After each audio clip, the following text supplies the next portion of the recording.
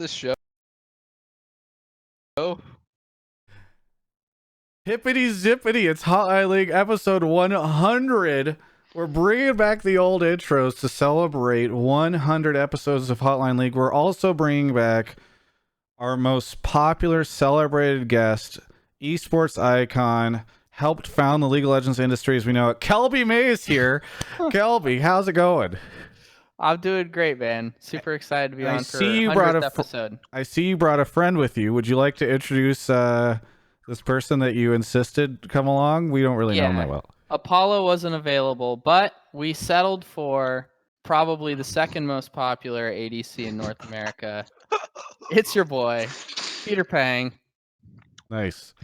I have huge shoes to fill. Doublelift, welcome to the show. How you doing? I'm doing great. Thanks for having me. But really, I'm doing you a huge favor. So you'd really be thanking me. From his brand new apartment that he was able to afford with the brand that he's built. By myself. From people interviewing him and giving him a lot of advice early on. Yeah, you're right. Thanks, Kelby. I'm really looking forward to this episode. Nick is already laughing behind me, by the way, so that's great. What's everyone drinking? Because I heard Nick was drinking. I got wine. Nick I is assume drinking. Kelby's drinking. Nick, I have Dota flavored water, bitches. Jesus Christ. It's the 100th episode of League of Legends show. You bring a Dota flavored water situation. Does it taste like salt? Because that's mostly what I see on the Dota subreddit these days. Hey! No, that's true, actually. I hear Dota's going through a rough state right now. They shifted their entire Dota 2 dev team to make that VR shit for Half-Life. So I guess no more patches anytime soon. Wait, is that true? I don't know. But... Well, they haven't patched in forever. So if you go to the Dota subreddit, and also they don't do any like marketing, is what the Dota subreddit calls it. So if you go over there right now. And I go there every now and then, just like whenever my sodium levels are low. And like at the day after Worlds, people were like, guys, we know that we're the much better game and the much better esport, which is why it's so infuriating that League is so much more popular. It's because they do these like esports marketing things like Worlds, where they had like this song that came out. And it's so funny. I wallow in it. Yeah, it's pretty good. Mark Z is joining us, as always, my constant co-host. Mark, 100 episodes. Did you think that you and I would be able to do 100 episodes of the same show together? It's one of those things where you settle for something, and you wake up years later, and you're like, "How did I get here?" Yeah. And you just have to live with the life that's eroded away from you, and that's. I'm glad we're all celebrating 100 episodes of this show. That's all of us being so positive and upbeat here at the start of the show. By the way, I didn't know where to put stream alerts, so I just stuck them over your face, Mark. So that's good. If any of you guys see Mark and you want to not see him, feel free to throw a Twitch Prime the way. That's the way that works. Shout out to Alienware and Movement for joining us for our 100th episode. Our sponsors, really appreciate it. We'll talk more about them as the show continues.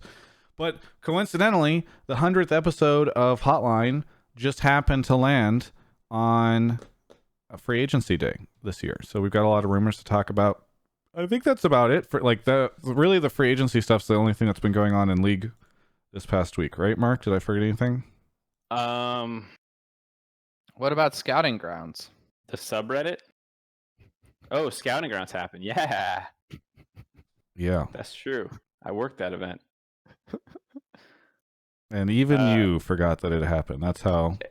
And the subreddit stuff about hiding all those cool announcements. Oh yeah, I mean, do we need to complain about the subreddit once more? I feel just momentarily. Isn't it like a tradition at this point? I mean, if I go there right now, there's a ton of announcements on it. Yeah, but they didn't allow like TL's one isn't on there. The fact that Brox is joining Doublelift. Does that affect? I don't know what you're talking about. Sorry. That one's. They're saying goodbye to Smithy, but the Brox confirmed fact from Doublelift's mouth is not on there yet. Nor is the Sven going to a C9 confirmed fact, also from Doublelift. I'm gonna. What? Why am I being used as a fall guy here? I don't know shit. You have more authority. If you say it, even as a rumor, then people will clip in and be like, "Well, it's Doublelift. He knows." I'm gonna be so confused if Broxa goes to TL because I heard from multiple people close to TL that Broxa was not going there. So I'm gonna feel bamboozled if that's the fact. Anyway, You have a close relationship with one of these people? and I'm not gonna say who. Jesus Christ, get me out of here. Is the end call button? And yeah, it's in arm's reach. So anyway, but I think that's it. So I guess what can we talk about? So actually, Peter, we haven't talked about this. What are you comfortable talking about on this show? Like anything, any speculation and rumor that's not related to TL? Yeah, sure, I guess so. I mean, I can talk about the rumors as if they're true. Also, why is my fucking web? I fucking hate Skype. Skype is so ass. Your show is garbage. I'm just kidding. But no, Skype is garbage. Your show is great. It's being Part of sandbagged by your Skype. background is very bright, so I think that's part of the reason why. Is that why? Yes. Is that really why? You Here, have I'm no gonna light in change front up of the you. lighting I don't really think quick. so. I don't think the background lighting can be so bright that Skype turns on the blur thing automatically. Well, it's not turning on the blur thing, but he will be more in focus now if we. It was on for a second. I think. Yeah. See, that's way Is it better. Yeah. I think that's way better. All right. Anyway, so mostly we're talking about that. What are the biggest things? I guess we won't talk. We can if somebody wants to call in about the Broxa stuff. Peter will just abstain from the rumor, but. The Golden Guardian stuff, Mythy retiring, Biofrost and Smoothie switching, which actually is confirmed by the orgs, I believe. At least CLG. Smoothie's tweet at least go up. Yeah. So I know at least the CLG stuff. I don't know if TSM's announced Biofrost officially, but I feel like we can talk about that. And Sven to C9, are we talking about that? yes, we can talk about that. There's a whole lot of different stuff. So. Yeah, I think honestly, I guess maybe we just start getting into calls about it. Oh, one of the Reddit threads was about Double's opinion on perks and LWX. Oh yeah. Yeah, did you see that yet, Mark? Basically, yeah, I did. Peter, you were saying LWX. You're embarrassed that he won finals because you felt like you and Perks were much better than him. He said it gave him hope to win finals because that guy sucks compared to him. Well, yeah, that's exactly. Way to twist my words, Travis. Sorry, does that so under Mark's definition, it's like, well, if that guy can win, then I guess I can. It's not setting a very high bar for yourself. What? Yes, Isn't that exactly what he said? Yeah. Wait, no, that is what I said.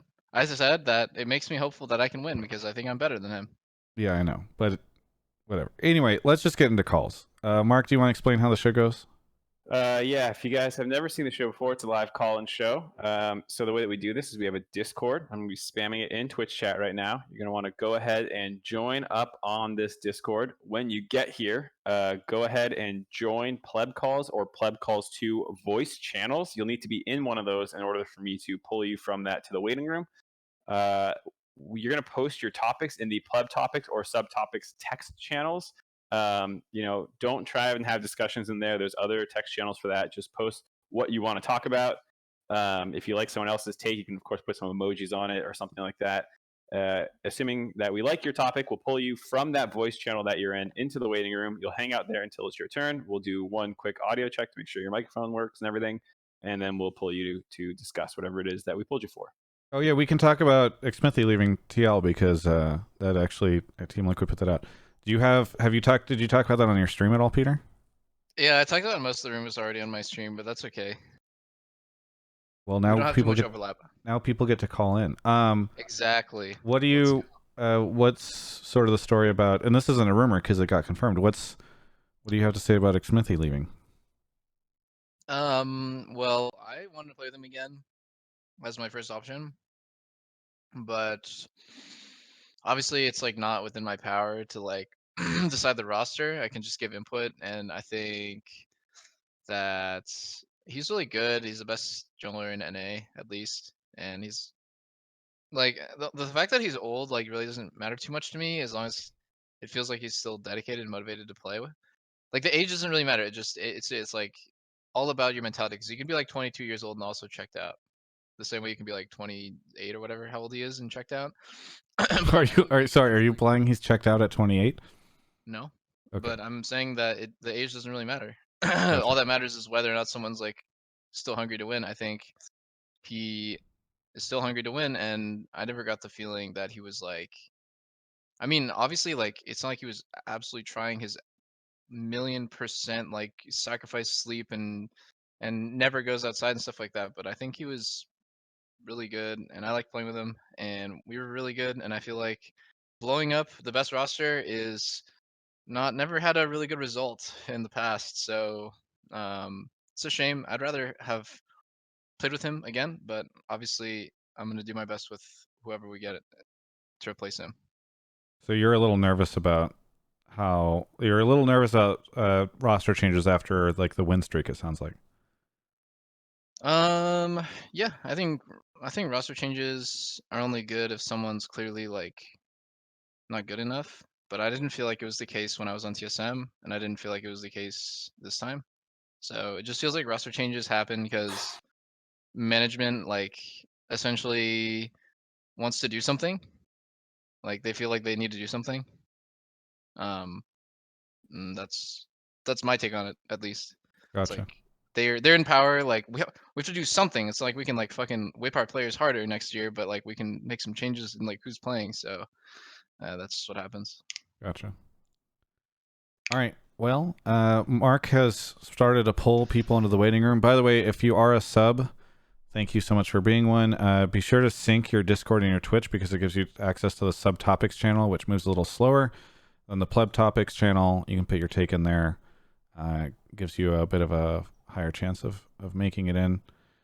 And I'm hoping we might get some friends to call in for our 100th episode. Nick Allen is behind me, so maybe at some point in time, Nick Allen will have a take he wants to share. I don't know if you noticed that, Peter. He's back here. No, yeah, I did.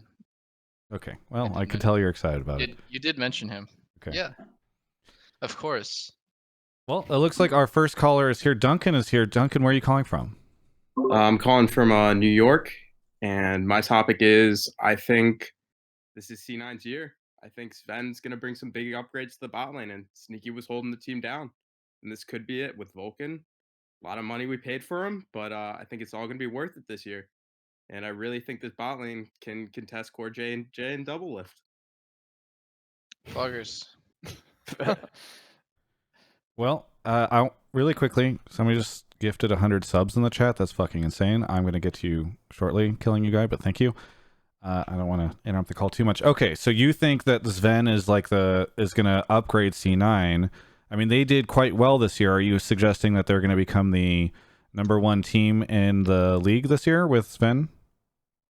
I think it's going to be much more hotly contested league this year just because of all the upgrades all around. But I do ultimately think either in spring and summer that C9 will have a real shot at the title and will likely end up winning it. Okay, so the rumored roster is Licorice, Blabber, Niski, Sven, and Vulcan. And you seem to think that Sven's like the strong. You're putting a lot of emphasis on Sven over Vulcan in the bot lane. So you think that he's like the stronger component of that, or he's going to be more responsible for their success? I think Sven's a very good player. I think in the past he has shown this. I think unfortunately on TSM he didn't believe his teammates could carry him, so that forced him to try to make some bad mistakes, obviously. And I also think that overall Sven is just like, know how Jack said TSM is like the suppression machine? Yeah, talent suppression machine was what he said on the show last week or in the chat. Yeah, I agree with that. And like a lot of players that come out of TSM are definitely a lot better on other teams. All right. Mark, I'm going to throw to you first, and then we'll let Peter maybe wrap the topic. Which part do you want to dig into? Like this will whatever you have the stronger feeling on. Well, I mean, I think the move's interesting. I think it'll be good. But the part about contesting TL and something I'm not quite as sold on. I think Sven will do better than what we saw last year. I don't know about the whole TSM talent suppression thing, but that was a roster, at least from what I could tell and hear about, that had plenty of internal issues and problems. And so just anytime you get a fresh start, you usually look a little bit better. But Whether or not that means it's better than what Sneaky and Zazel did this year, I don't know. I like Vulcan a lot, but I'm not. You like I don't him know if 1.5 million a lot? No. Because Jack likes him 1.5 million a lot, I supposedly. don't think I like anyone in League 1.5 million. I would not pay 1.5 million to anyone in the league scene to work for me for a year. Well, it's not. They're not paying Vulcan 1.5. Right, they're paying Dave Dignitas, 1.5 to yeah. buy. Yeah. No, I think he's good, but like just looking at the early parts of their career, him compared to Zazel, I feel like both have had high points, but I don't know what he's going to bring other than probably a little bit better mechanics to than what Zazel brought to them. So I'm not sure what the move does, other than maybe it's cheaper in the long run with the contracts, and they can move Zazel for more money or something. I'm not sure. Yeah. I have a question for Peter about this. So, Peter, what do you think? Wait, don't start laughing. What do you think was like who gave you and Core the most trouble last year in lane in NA? Like what other bot lane? Stixay and Biofrost.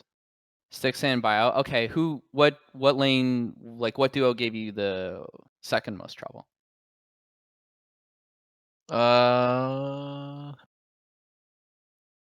Ooh. I don't know. Everyone else just kind of sucked. I think honestly, it just If you depends had on to the pick day. one. If I had to Okay. pick one, if I had Or to pick maybe absolute individuals from other bot lanes, if you can, one, aside from Stix and Bio. okay, I think Vulcan, Okay. Sneaky was fine. Who else? God, 80 carries who are good. Do you think Sven is an upgrade over Sneaky? I think it's possible. Yeah, possible. Okay. Fuck, I don't know. Oh, I mean, Cody was Cody any good in the lane? Cody's. No, he's not. Cody's so fucking overrated, dude. This guy, like, I obviously would like. It seems like I have like fucking 80 carry envy or something when I shit talk another 80 carry, but truthfully, like Vulcan was hard carrying him in lane. Like I think every pro player would agree that there's nothing special Cody was doing well. Vulcan was just playing really, really well and making a lot of space for him in lane. Okay. So it sounds like you think Vulcan was a top support in Yeah, lane Vulcan in the was league. 100% top support. I would say Vulcan is squarely the second best support in NA after core, and then I'd put Bio like slightly like very close third. Is that laning phase only or all parts of the game? Probably all parts. Yeah, but especially lane. But like it's not like they drop off after lane. Those players, they're fine after two. Okay, gotcha. Did So you have? Yeah. Did you? Where were you going with this, Kelby? well, I was just curious to see if these guys were going to fall up in the people that were contesting Peter for lane. You know what I mean? And it sounds like Peter thinks Cody's that, in chat. Yeah, he threw out a Keck W at Doublelift. Okay.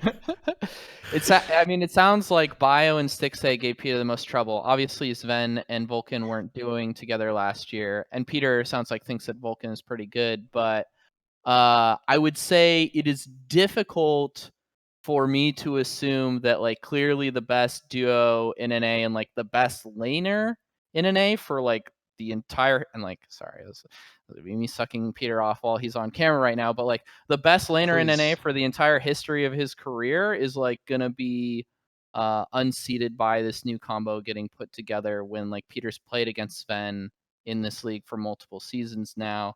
I don't know. We will see. I think it's maybe a big leap, especially with like Core as his counterpart in lane. So Just wait till he gets the LWX treatment, where they come bot lane 24/7 and Naguri him. yeah, okay. I remember when TSM got the best in the West lane and how that factored out for them. So Lol, we've heard dude. this narrative before. Oh my god, dude, Sven is so bad. I mean, he just plays so bad. It's crazy. I don't know. Like this guy, if he gets a lead, okay. Here's my feeling against Sven. I'll give credit to like some AD carries. Like for example, I think like Cody Sun and Sneaky and Stixay, those three AD carries in NA. If I give them a lead, they will do things with it. They will like move around. They will like snowball, and like it'll make it hard for me to have a game impact. When I die, if I was to die to Sven, if I got 2v2 killed by Sven, or if I got ganked by the jungler and died, I know the game is absolutely the same as before I died. Nothing is gonna change. I'm still gonna pressure him in lane. I'm still going to be more useful later, and he's still going to randomly die, no matter what.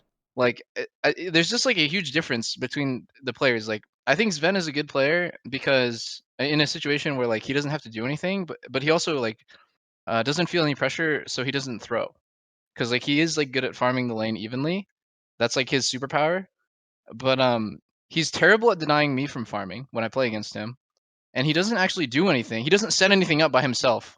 It's always just like he's like the follow up. He's like the guy who, like if Bjergsen's snowballing like hard as fuck, he'll like do his job. So he's not like bad, obviously, because he's a pro player and he has like a good track record. But like, it's a really bad sign when I feel like I could die to you, and nothing is gonna change. I'm still gonna walk back to lane and win. I think it's all situational, of course, but like, if C9's bot lane does well, it'll be probably because of Vulcan, not because of him. You just said that I asked a second. Sorry, I want to throw back to you in a second, Duncan. But the one thing I want to ask about, Peter, was a second ago I asked, is there a world where Sven is an upgrade over Sneaky? And you said you could see it, but then you just trashed Sven pretty hard. So is Sneaky just like, has he fallen so much in your eyes? Sneaky didn't have a good year. He was losing both sides of the matchup for like the whole year is the same matchup, Kai'Sa Xayah. And then Ezreal was meta for like the first half of the year. So basically for most of the year it was Kai'Sa Xayah, Ezreal, and then some Varus. I think Sneaky like lost every side of every matchup, which is pretty bad. But at least the thing is, the feeling I get against Sneaky is like I will win lane, but like he won't be useless.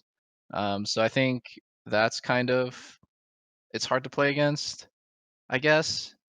I don't know. I see a world where Sven is better, but I also feel like Sneaky might be being underrated right now because he came off like worlds where he didn't do so hot. But like, I don't really think he's that bad. I just think he never wins lane, which I mean that's pretty bad already, right?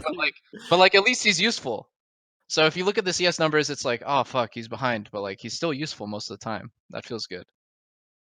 Duncan, do you have any retort to any of this to defend your boy Sven? He's not my boy yet, but hopefully we can get it sounds like you're backing out of it. You came in here, you were really... I was curious to ask Doublelift, like, how much of you think Sven not pushing his advantage and being able to, like, do the things you talk about and punish you is coaching and him just not knowing yet? Because we know that C9 has a really good fundamentals coach in Reaper, and how much do you think Reaper really does anything to the players and helps them, or is it just kind of like Sven's going to be recycled? I'm not sure. Okay, the thing is I never really got the feeling of like that he was being like coached badly or something. I think even the reason why TSM picked him to begin with is because he's like the guy that never fucks up. I think that was like the selling point, is like consistent, solid, like he won't throw like I throw the game sometimes. And he did play pretty well like for the previous like 2 worlds. So but like he was never gonna carry the game, I guess. And then I feel like that like part of it is kind of always missing. Like I think he'll never, even with good coaching, be the guy that like takes over. So I don't know. I don't feel like it's coaching. I think it's just kind of his play style to do that. So I don't want to spend too much time on this, but I think so I guess, Mark, do we have another caller about C9 in general, or should we just tackle C9 generally? I think we have one more about C9, and we at least have like EG and some of the other components that are happening with C9. Okay, so then maybe we'll save like the general will C9 be good discussion for another time. Duncan, thanks so much for calling in. Anything you want to say as we move on to the next caller? I just wanted to say thanks for having me on, and thanks to Movement and Alienware for sponsoring the show. Thank you so much. Have a good one. All right, let's move on to the next caller. Maybe this episode's gonna be lit, dude. I'm so excited. This is what you call lit? Yeah, this is great. I mean, you seem like you're on a your rampage. Unfiltered opinion on things. I should have. I should have fucking. No wonder everyone skipped the first 99. I'm just kidding. Good job. It's going great. You were on some of those episodes, Pete. I tried to skip them. It's very difficult. Kaito is here. Kaito, where are you calling from? Hi, I'm calling from Washington, D.C. Washington, D.C. Nice. The nation's capital. What do you want to talk about on the show tonight? So I mentioned earlier about Coma. So basically, I said earlier Coma's getting sacked. I didn't realize that he actually was going to free agency, but I think the fact that Coma in general is going to free agency, along with Khan, Klid, you also have to mention Crazy, Fly, Mata. All these people from SKT are either parting ways with SKT or going into free agency. I think SKT's boom. I don't think they're ever going to hit the heights that they had back in season 3, season 5, season 6, because they just don't know what identity they want the team to have at this point. Well, okay, so I'm a little. Why do you think it's an identity issue? I mean, it could just like it's interesting to me. It's one take to say that they're boom. It's another take to say that they just don't know what their identity needs to be. I think. Well, this is entirely. Personally, to me, this is entirely dependent on whether Coma stays or leaves. I know he's talked a lot about wanting to spend some time with his family now that he's married, but I think if he leaves SKT as an organization, I don't know how they recover from that because of how important Coma was to SKT's identity. If that makes sense. Gotcha. Okay. I have initial thoughts on this, which is that I think that I would be more concerned about it, and I'm not necessarily saying that you're wrong, but I think that the thing that SKT still has here that will be really, really powerful them in assembling good teams, as long as they have it, is Faker. No surprise there, just because like players of that pedigree and caliber will always attract other talent to rosters. It's like, you know, G2 in North America and Peter and Bjerg in NA, or sorry, in Europe, and Peter and Bjerg in NA. Like, I think if you have one of those cornerstone pieces, especially like with the amount of resources and pedigree that SKT as an organization has, if you have Faker on your roster, like you are going to get interest from other top players, assuming that he's still, and like I just am like more ignorant of the situation. If Faker like still has the same sort of internal rep with players within Korea that I would expect him to have, then I think they will still be able to pull top rosters. I would be surprised if Coma doesn't re-sign. I'm a little. It's interesting to me that he went to free agency. I assume that's on Coma's side, not on SKT, though I don't know. On the SKT tweet, they said, you know, Coma, Klid, and Khan are all exploring free agencies, but we are actively continuing conversations to have them return. Yeah. So it's probably not over. Yeah. So I like if SKT wants those guys, I assume it's on Coma and that he wants to stick around. He's maybe just exploring how much money he can get, all that stuff. It makes a lot of sense to go into free agency if you're a big name. Yeah. I actually Let's think put Doublelift in hot water. Who would you rather play with, Broxa or Klid? Shit. Oh man. Can Clint take English classes? Let's say his English isn't great. I don't know if it's good or not, but that's hard. By the way, so hard. Steve's in the chat and he says, "Don't answer, don't answer." He's spamming in capital letters. Oh shit. All right. Well, decline to answer. I suddenly had a What? feeling. Steve's not gonna fire you if you mouth off. He says, "Oh Peter, no, I you would- can. It's fine." Okay, there we go. Okay, wait, Steve, can I get a raise? No, I'm just kidding. Not the appropriate venue for that conversation. Okay. Like I don't Twitch know. chat, 1 for raise and 2 for flat salary. No, like personally, like I think I would absolutely hate my life if I played on a team where I didn't feel like I could freely communicate with like most of the members. So I definitely would rather play with Broxa. If assuming Klid's English isn't good, like I think it's just too frustrating to feel like I can't have like any connection with someone, even not even like a friend connection, like literally just like in game. Like, how are you supposed to fucking communicate with someone if you can't even speak each other's language, like on a conversational level? So it's already kind of hard with Impact, but he's even conversational. Like, you could literally talk to him in English Well, he's on Twitch any chat topic and be fine. conversational. Yeah, he's Twitch chat conversational. Like, he hella talks in memes, but like you can, and any English speaker can talk to Impact if they can understand his accent. So like, I think it would just be hard. It would just be hard. So I'd rather do English speaking jungler like 99% of the time unless they're stuck in bronze. Okay, so back to kind of the topic though, which is SKT's plight. I actually don't think that. Okay, if SK doesn't doesn't figure out their situation in the future, or doesn't hit the success that they've had in the past, I actually think it's more because of the rise of Europe and LPL than it is because of SKT not being good. Like, I actually just think LPL has become an incredibly competitive region. I feel like they might have usurped LCK as the strongest region in the world. And I think obviously G2 almost had their complete run this year. So I actually think just G2 and LPL are what's holding SKT back, not necessarily. I mean, G2 blocked SKT twice this year, right? So I actually think it's more that than it is any issue with the team. What do you think that the broader topic though, Peter? SKT and what's holding them back, and if they have an identity issue or something? Mark, you got some.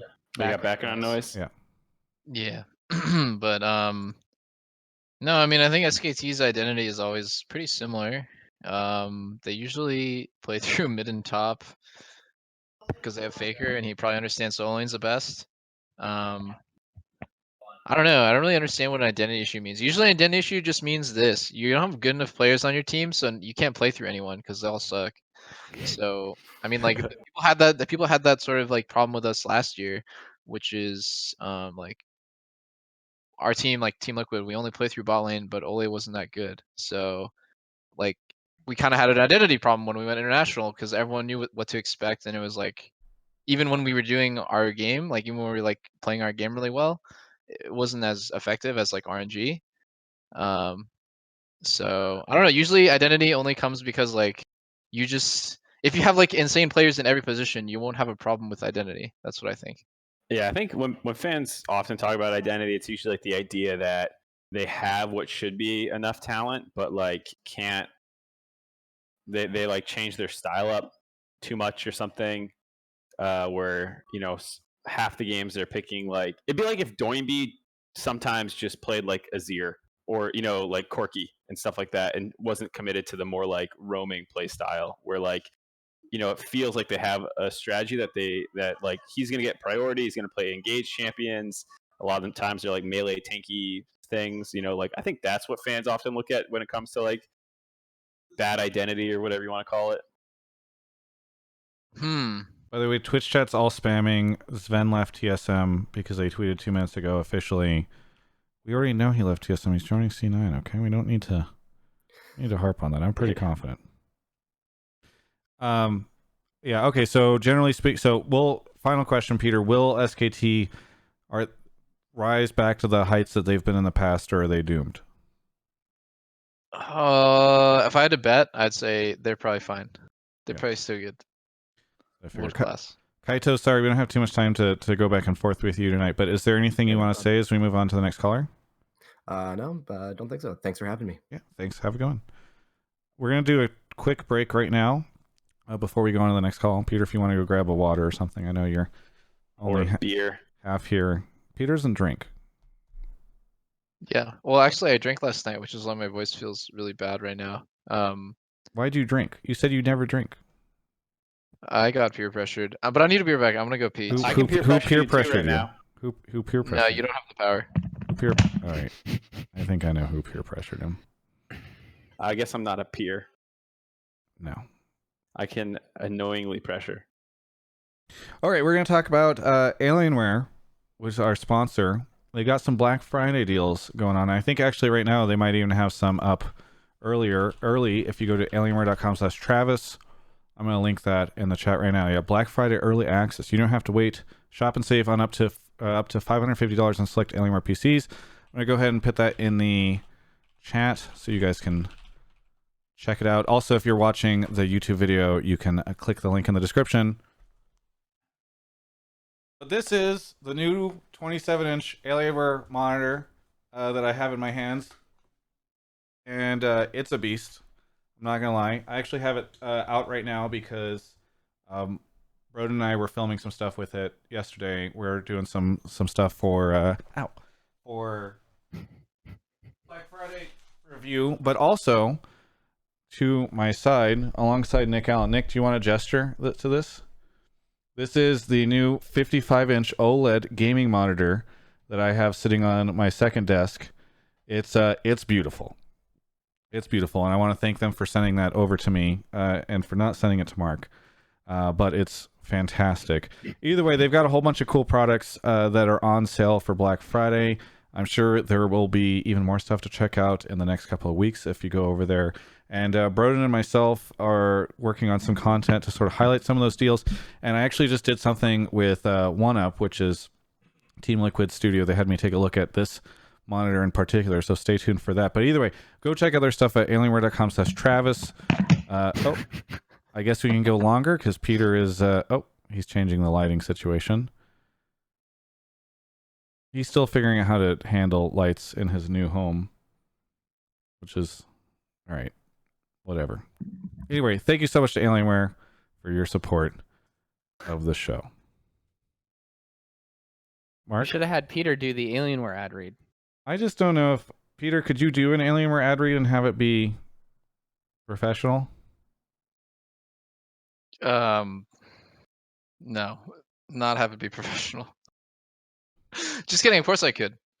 I'm the most marketable man in all of esports, dude. I would have absolutely demolished and smurfed on your shout out, your paltry little puny shout out. That's like a 1 out of 10 on my scale, where I am consistently a 10. What is your Instagram, Peter? Instagram.com/EleonPang. Okay. I had a source tell me...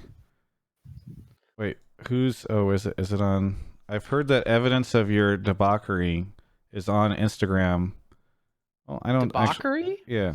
Cherry. Debauchery. Debauchery. Where is it? All right, Brodin. Imagine being a talk show host that doesn't know how to say debauchery. There's multiple ways to pronounce it. Oh, is this like tomato, debauchery? Honestly, let me Peter see. calling me a talk show host might be the greatest compliment he's ever given me. He's at least acknowledging my role. Dopest is here. Dopest, where are you calling from? Boise, Idaho. Boise, Idaho. Welcome. You've been on the show before, right? Yeah, I was on the last one actually. Yeah, okay. Well, welcome back to the show. Dopest, did you get up to any debauchery since then? No, I'm not really sure what that is. Neither does Travis. I'll try it out. Let me Google it. I'll try it out sometime. Yeah, if you click the microphone next to the word, you'll hear this weird CH sound opposed to a K. Very interesting. Very interesting. What, Either way, what do you want to talk about on the show? besides Travis's bad pronunciation, I just want to talk about TSM and C9 and the rumors now. I think they're really could be set up to be really good contenders against TL, hopefully, this upcoming season, and set TL on their next adventure into Worlds. And Mark, is this our C9 groups. roster call that you had mentioned? No, I don't. Maybe it is. I thought this was more just a general take on TSM and C9 and like, can anyone contend versus TL? Yeah, Okay. it's more general about. Okay, it. so this is we're asking if TSM and C9 will be able to contend. Yeah, because actually that's one of the things I've seen a lot of chatter on Reddit and Twitter and stuff that like none of these roster moves are making some people feel as though anybody's going to be able to rise up against TL, and I'm kind of curious what your take is on that, Peter. Do you think, would you look at all these roster rumors and do you think, you're going to have a serious challenge next year? Can we summarize before Peter does what the rumored TSM roster is as well? Yes. So TSM is a little up in the air based on the jungler position. It's Broken Blade, Bjerg, Kabe, Biofrost, and then jungler could be Smithy. Theoretically Broxa, Smithy, Dardoch, Meteos possibly. Opus, do you have a prediction for who, like whenever you're submitting the TSM roster is scary, do you have an idea on who your jungle is in that situation? So I really don't, because the rumor was that Smithy would be going maybe to Immortals. I'd really like to see Smithy on TSM because I think he's such a great jungler. But if not him, I'm not really sure. There's a lot of other native junglers, but I don't think a lot of them are as maybe exciting as maybe Smithy would be. Amazing. I heard Bjergsen really wanted to work with Amazing, even though maybe I don't know if that's like as awesome maybe as getting Smithy, but that could be an interesting option. But I don't know. TSM Kled would be really cool, but I'm not really sure. That would mean that we'd have. I don't think they can have Amazing because he would be an import. Isn't Amazing native? Nope. No, he's an import. Oh, okay. Then that's my bad. Then yeah, I don't really know. I guess the options would be like Dardoch or something. Well, okay, we'll pose it this way. So, assuming the Kabe rumor is true, then TSM People has are to saying pick. he's a resident. Is that? I thought he wasn't NA. Oh, Nick Allen is saying he's a resident. Oh, he's a resident. I'm pretty sure he was grandfathered in. Yeah. So I'm pretty sure he is. Nick, do you know that from your time running the league? Yeah. Okay. Guys, no one's going after Amazing. Let's be honest here. Let's talk about the more realistic options. All right, who's your scariest jungler for that team, Doublelift, and then we'll assume. Yeah. Okay. So that's what I was gonna say. We have to limit it to a North American resident or jungle or like North American. Peter, who would you see in that position that you think could be scary? I think I said best domestic jungler before was Jake Smithy. Okay, so even though he's probably going to go to Immortals, let's just pretend he goes to TSM because that's the best version of TSM. Does that lineup have any chance of taking best of 5 in the finals off you?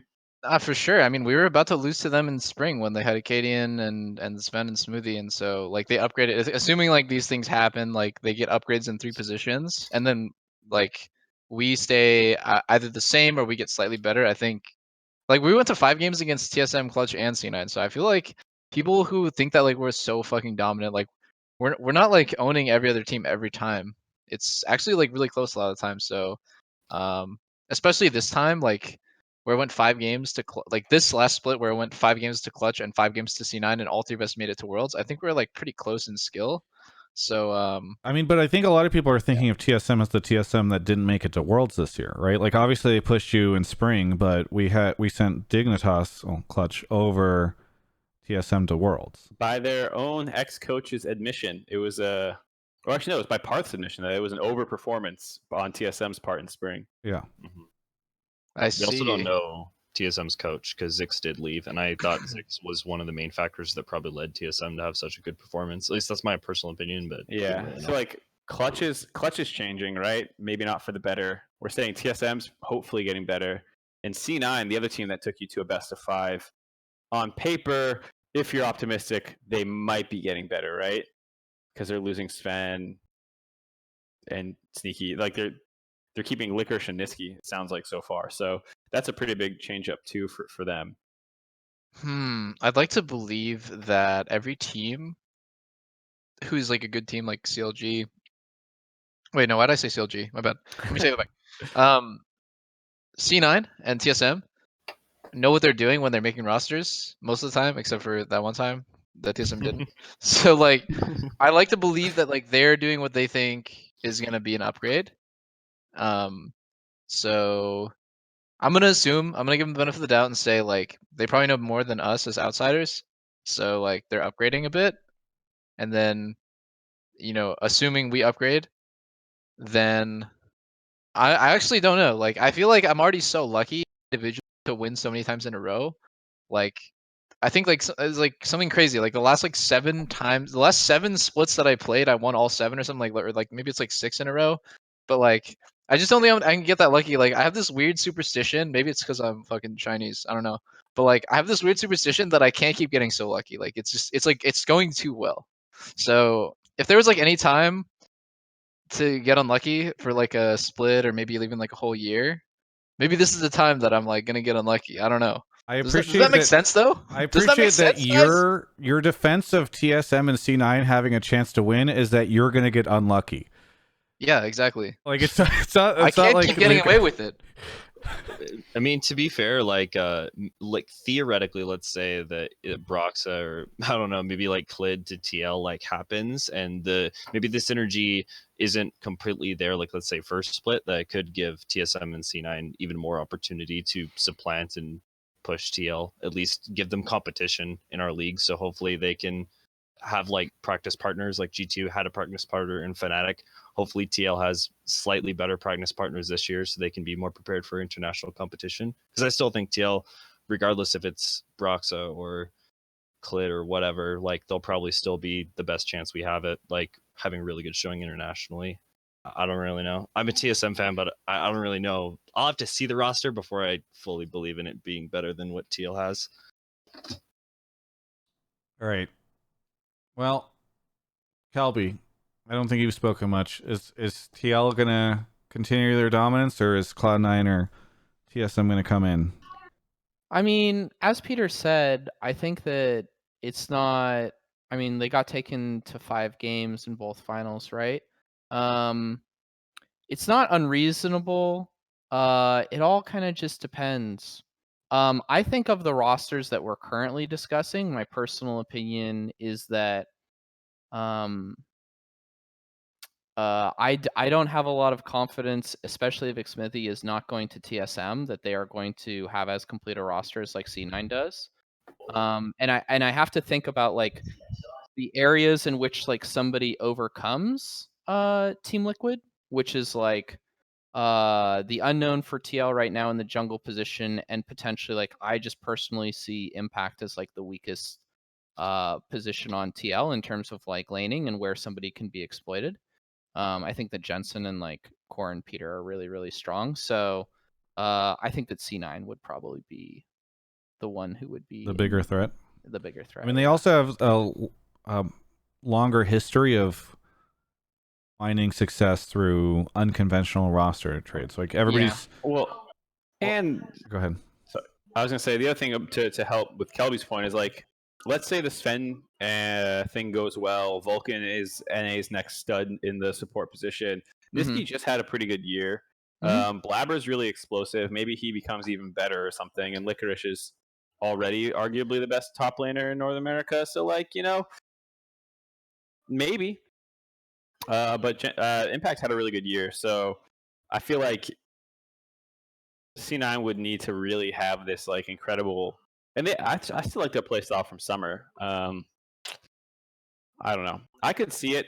I would also, depending on who TSM gets in jungle, still slightly be more inclined to C9 as well. Peter, what are you laughing at? Nothing. Sorry. Just the show is so fucking entertaining. Oh, sorry. What? That I should C9 is stop gonna. joking around so much. No, I think C9. No, I agree though. C9 does seem a little bit better overall. Like, assuming. Okay, I'm gonna rustle a lot of feathers here. I think Rustle Soren. 'em. I think Bjerg did not have a great year last year. Like, I don't think he was playing great. I feel like a lot of the year, you could make an argument that like DeMonte, Jensen, who else? Niski was playing better than him. You really could. You really could say that, and you wouldn't be like an idiot, right? And any other year, like most years, it feels like, no, dude, like he's so good. Like when TSM wins, it's because Bjergsen's just like smurfing on him. But like, I don't think this last year was his year. He had some good games, of course. Like he's still a great player, but like he didn't have. And then like, I don't know what happened to Broken Blade after spring. Yeah, Kind of just like stopped working. So like, I don't know. Like I think that's the biggest like X Factor team, IMO, because like I think you kind of know what you're gonna get with C9. Really inconsistent team, like because they have so many, like, well, they have Blabber, who's like a coin flip player, and like Niski is a little bit. yeah, Niski's a little bit of a coin flip player too. So I think you kind of know what you're gonna get with C9.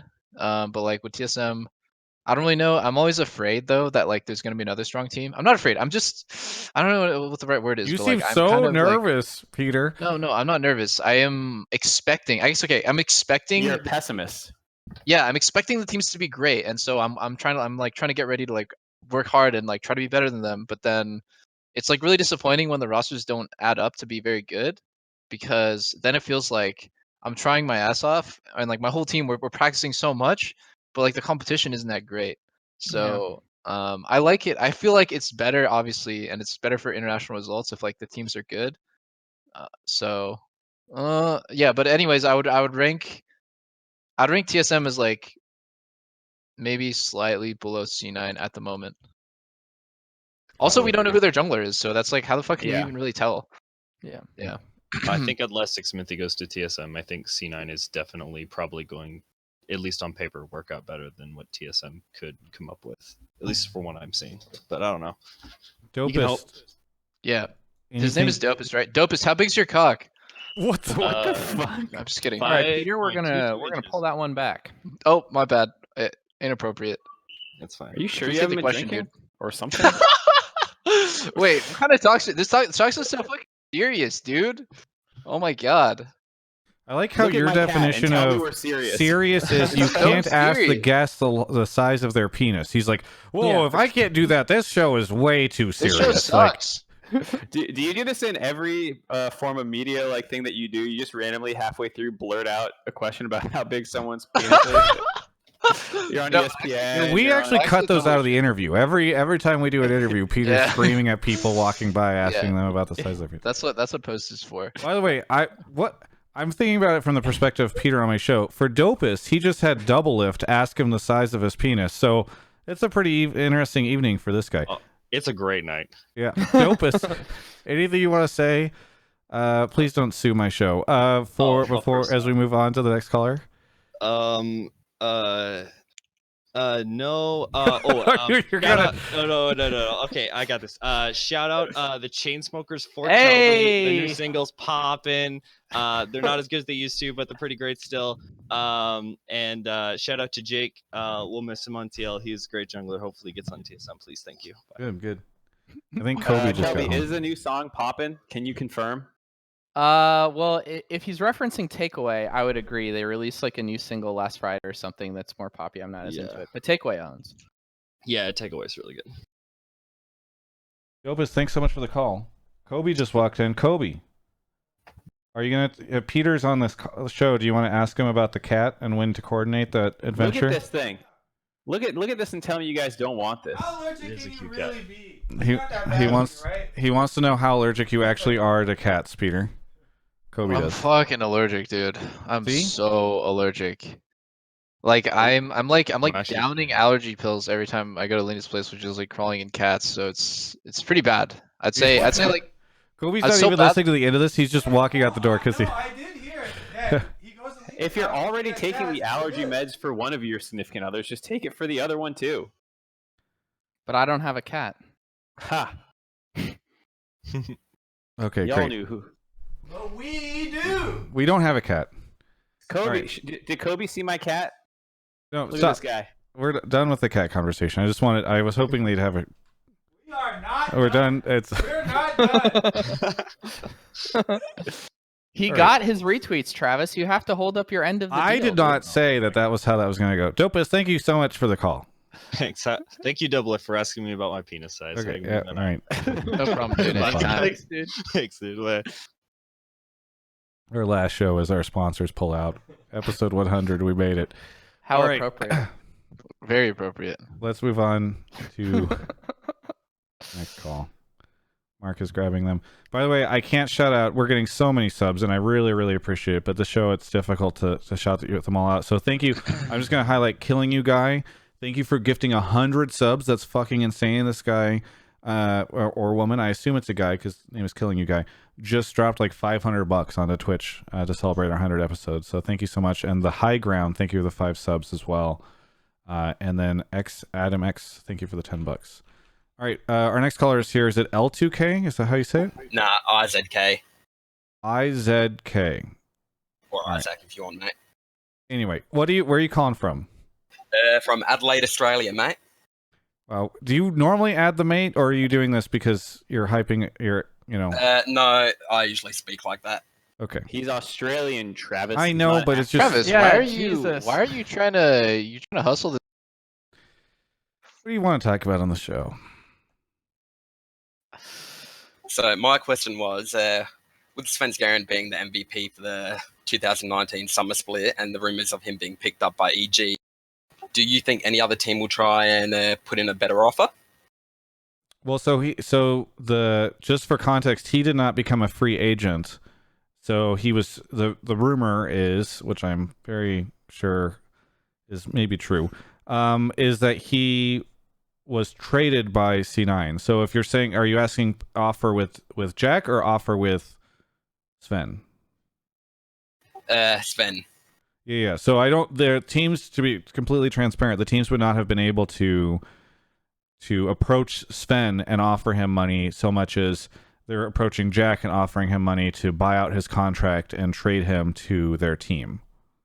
Yeah. Do you think any other team will approach Jack to see if Well, I think try and get Sven? The majority of this stuff already happened during the off season, or before the off season free agency period hit.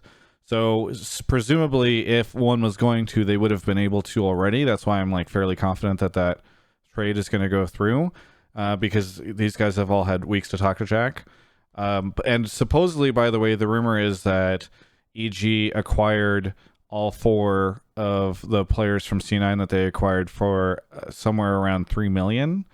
So that's a lot of money. So I don't know how many other orgs are going to be able to do more than that. At least it's in the multiple millions, if according to it. So, first question: does Doublelift agree that Sven should have got the MVP? I don't know if did you vote? Were you your team's rep? No, I never vote. That shit is so stupid. By the way, But I Jackson agree. Sorry. Wait, Jackson, why is it so stupid? I mean, it just feels like such a huge jerk off competition between like it's like there's politics because people who vote, they don't. There's obviously like some bias, which is to be expected, of course, but like first off, no one ever wants to vote, so you just kind of pawn it off to someone, and then sometimes like you get like the troll voters who are like voting, I don't know, just like complete randoms, like Apollo as the best AD, for example. But like that didn't actually happen. That was just an example of something that would never actually happen. It's just no, like he's the nicest guy, and you guys just used him as a punching bag. I feel really bad about it. Anyway, continue. yeah, dude, he's so nice. You should do interviews with him instead of me.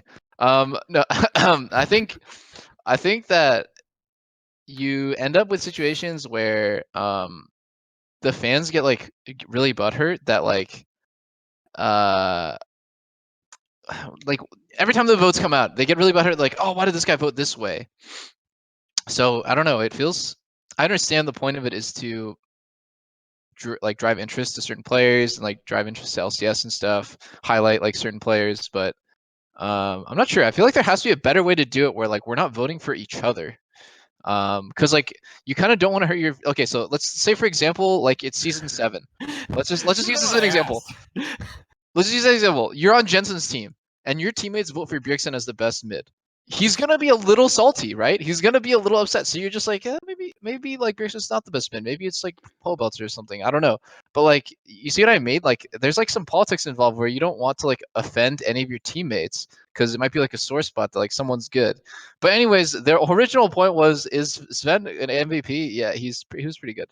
He was MVP level. Yeah, your jungler just left, so you can offend him. And then you answer the question in 4 words or 5 words. So, He by was the way, pretty good. Jack is in chat right now. He's correcting the story about the millions of dollars for buyout and saying it was a $50 Puma gift card. So, that's Oh wow. Oh damn! yeah. That's So worth Phil, millions. Phil gave Jack a Puma gift card. I thought Yeah, that I don't Jack know- would I don't- already have sponsor budget. Like, If Svenskeren is worth a $50 Puma gift card, how much is Doublelift worth? $100 at Chipotle? I don't need that. I'm a Chipotle VIP, dude. I get that shit for free. Well, I don't think it would be going to you. It'd be going to Steve. How Yeah, about part of the buyout. Sneaky's highest tier Patreon sub? Call it a deal. Actually, wait, did I just nice. break the rules of LCS? We don't have a deal. We don't have a deal.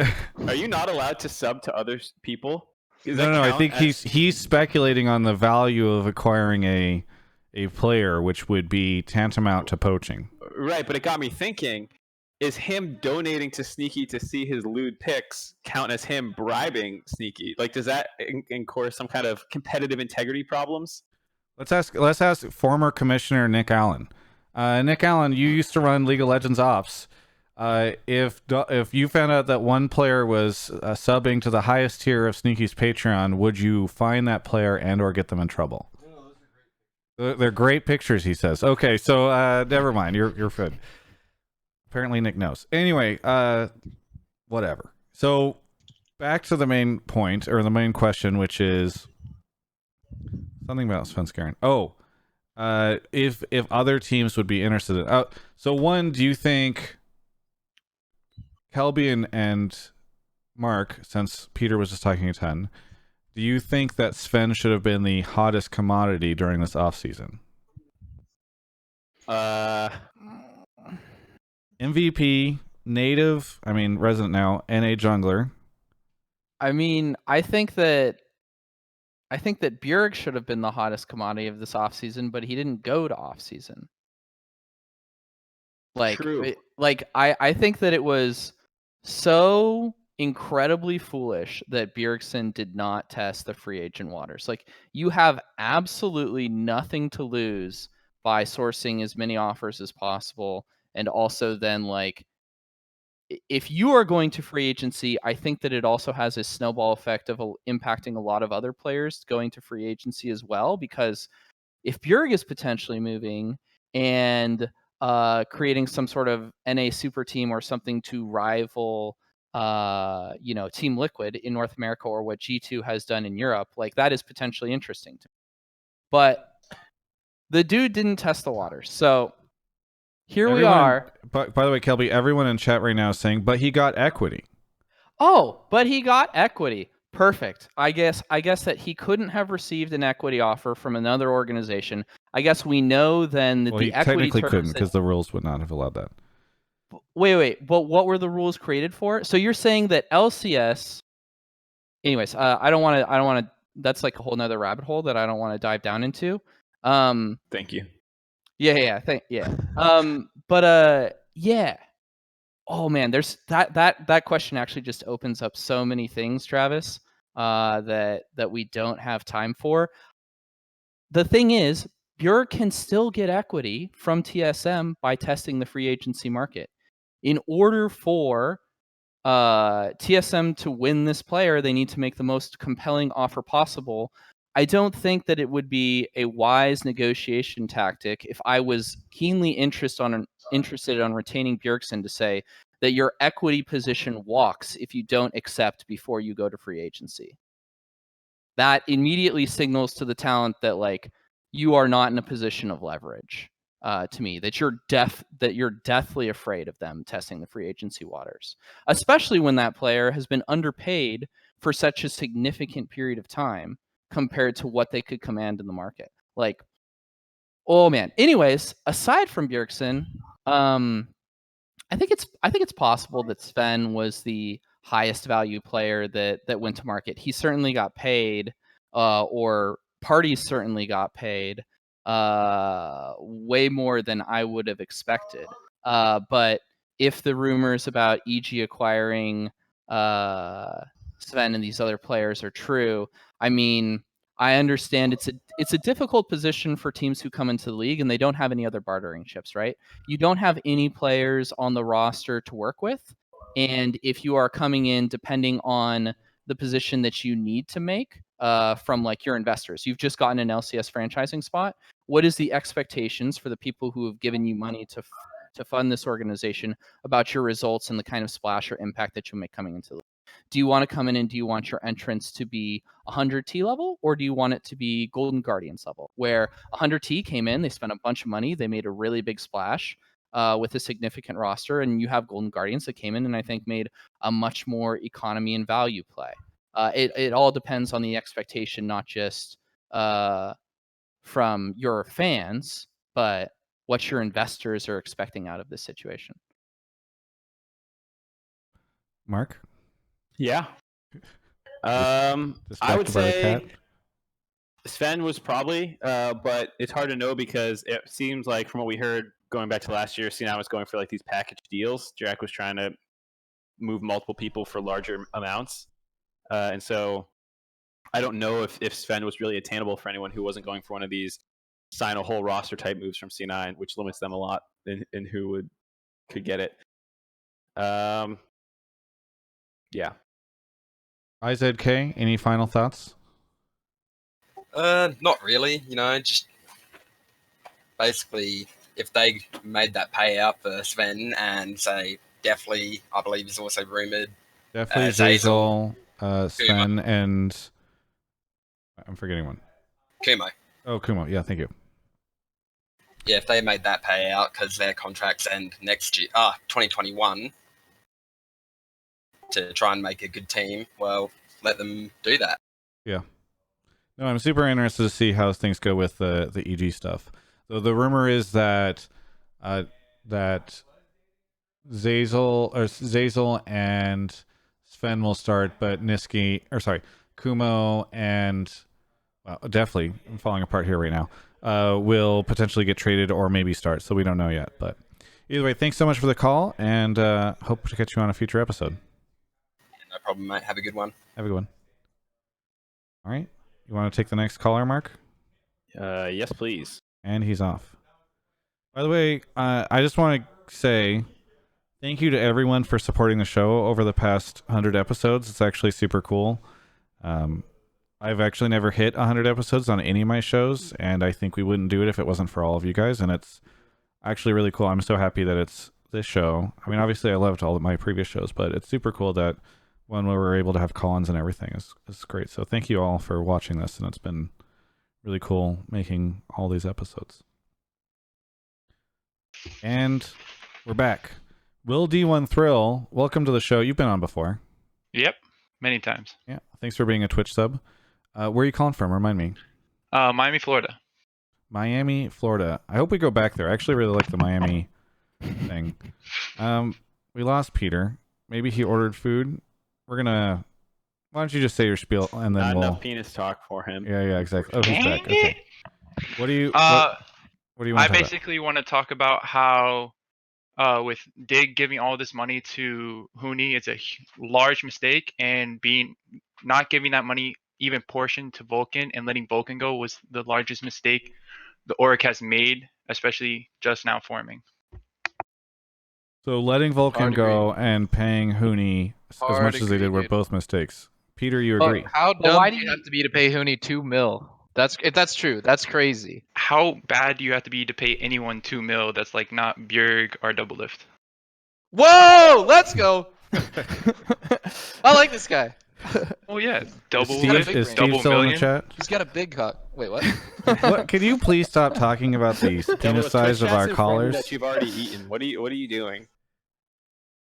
I ate Chipotle like Jersey Mike's a few hours ago, and I'm hungry again.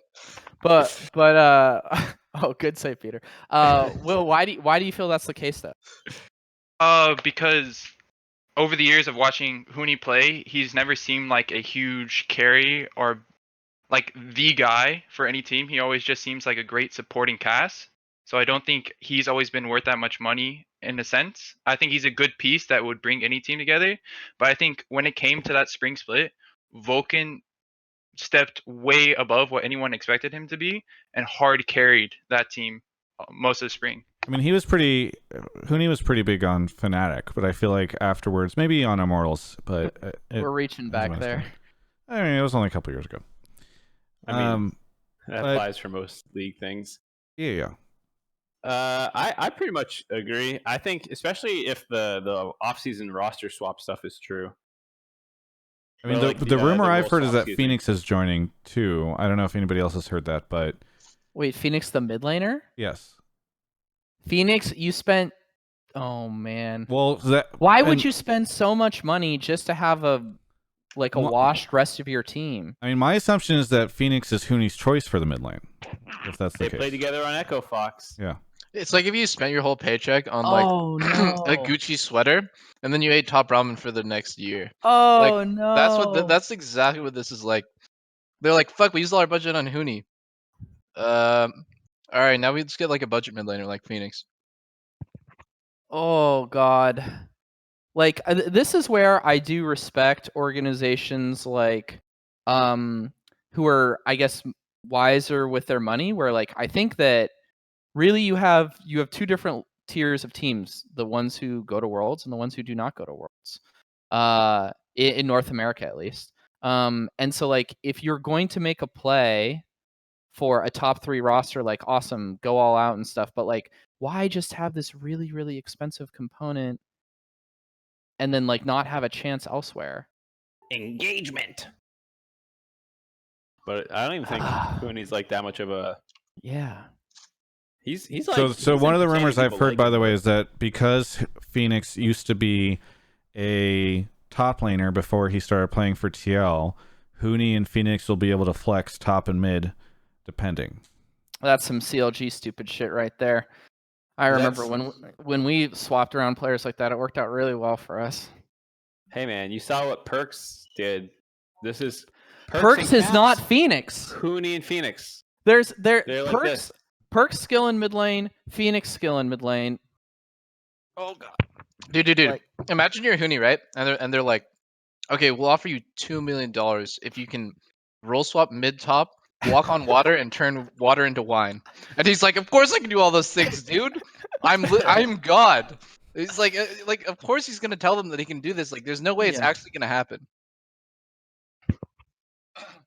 Peter, do you suspect, because the theory I had was that, and again, this is all rumor, and things change on as free agents become available, etc. But let's say Phoenix does end up there. My assumption is that that's a Huni decision, that Huni told them, I want Phoenix in the mid lane, and so he made that happen because they're like buddies or whatever. I'm kind of curious if you have any thoughts while you're eating your I think Jersey I think Mike's. it's I'll answer for Doublelift because no one cares anyways. I think it's just like, hey dude, these guys are balling out. Get in here and get some. That's what I think it is. Like he's hooking his bro up. Yeah, that's it. Yeah, he's just like, no. Dude, they paid me $2 million. Imagine what they'd pay you. Yeah. yeah, Tell dude, me I it's can like get you a 400. job here. Like you can't get a job anywhere else. Don't worry, I got you. Yeah. Dude, tell them you can play top lane. They'll believe it. Like, that's crazy. I played Renekton and Vlad 5 seasons ago in like 2014. Don't worry, I got it. Wait, who else is on their 2023. roster for the other positions? let me pull up I posted this on Cody Instagram. is his contract up or is he still there? The rumor I've heard, where is it? I posted Because this. Lyra's gone, isn't he? The most recent clutch rumors I heard were, where is it? What did Jacob say? Oh, Dig, sorry. So yeah, only Huni and Phoenix are the only ones that I know for, well, not for sure, but are like 90% confidence. Cody, I've heard is likely, and then there was a light rumor that I'm actually not even gonna say it. So yeah, jungle and support are still open to my What knowledge. aren't you gonna unless say? ESPN has a Doublelift's plan. going there? Yeah. How did you know? Well, the jungle situation everywhere is fucked because nobody knew. Like, I think nobody was able to lock anything in until today, and it was like, where's Smoothie going? Where's all these other players going? So the jungle situation across the board for anybody that needs one has been weird. So we're all in agreement. Dig is doomed for next year. Yeah, if this rumored roster comes about. I mean, Well- Cody's got to get out of there quick, dude. I wouldn't say they're doomed. Cody, run. What does doomed look like? Justice for DeMontes. Barely a playoff team, at best. Like they're a playoff team. I mean, there's too many holes in there. Like, if Cody gets a sick support and they get a sick jungler, and their only Where are weak these link supports is and mid lane. junglers coming from? Well, Phoenix is a resident, so they can import one of Okay. them from somewhere, and then they can take another. I don't know who they would take. Who's like a sick. I mean, to be fair, Echo Fox managed to get third one split. So let's be honest, we're still in North America. They could easily pull it off. Yeah. I'm not willing to say like they're doomed yet. I'm not willing to say they're doomed. All right, I'll do it. Cody and chat, all good. I'll get my ass carried to Worlds again by a random support. Okay. Bloggers. And then sadly not be able to play because of a last minute decision. Oh boy. All right. I'm trying to think if there's anything else on this. Did we answer all your questions, Will D1 Thrill? Yeah, I think so. Okay. Anything that you want to say as we say goodbye? Just don't give Kobe the cat, and Mark keep showing the cat more. Don't give Kobe the cat. That's what I want to hear on this show. Thank you so much. Will D1 Thrill, have a good evening. You as well. And I think we'll take one more caller, and then we'll take our final break of the night. Then we'll be just about done. Thank you again to everyone who has subbed. If you're watching, I hope you follow. Oh, Ferber2 gifted a sub to Doublelift. Congratulations, Doublelift, on your 10 months to the channel. You can That's now a use lot of gifted subs. You can now use the exclusive. You can now use the exclusive. Oh, is Kobe in the chat? Oh, I think he is. Yeah, he says, "What the fuck? I heard that." You can now use the exclusive Kelby chat on Twitch or emote on Twitch. Doublelift. Yeah, dude. There's a Kelby emote. I know that you're a big fan of that. That's huge. I'm gonna make my own Kelby emote actually. No. Then all your subs will come to Why me. do you Sorry, guys I just signed an get to- exclusive deal with Kelby. I can Whoa, only what? have. I have image likeness rights. You don't have access to that. I like how you just steal people's likeness and probably never pay them for it, like Ovly, Kelby, and myself. You get paid, Mark. Not for my likeness. It's all part of the same package. You signed off on it. Anyway, let's get into this. The governor is here. The governor, where are you calling from? Annandale, Virginia. Annandale, Virginia. I love that city. It's incredible. Oh yeah, dude, that's great. Yeah. What? What do you want to talk about on the show tonight? So hardcore CLG fan here. And of course the news broke, which the video that they did actually announcing that for Smoothie was actually really cool. But I'm not a fan of the Smoothie trade. I love Bio Daddy. So, sorry, you're a CLG fan, and you're sad that CLG is getting Smoothie. You're a CLG Yes. fan?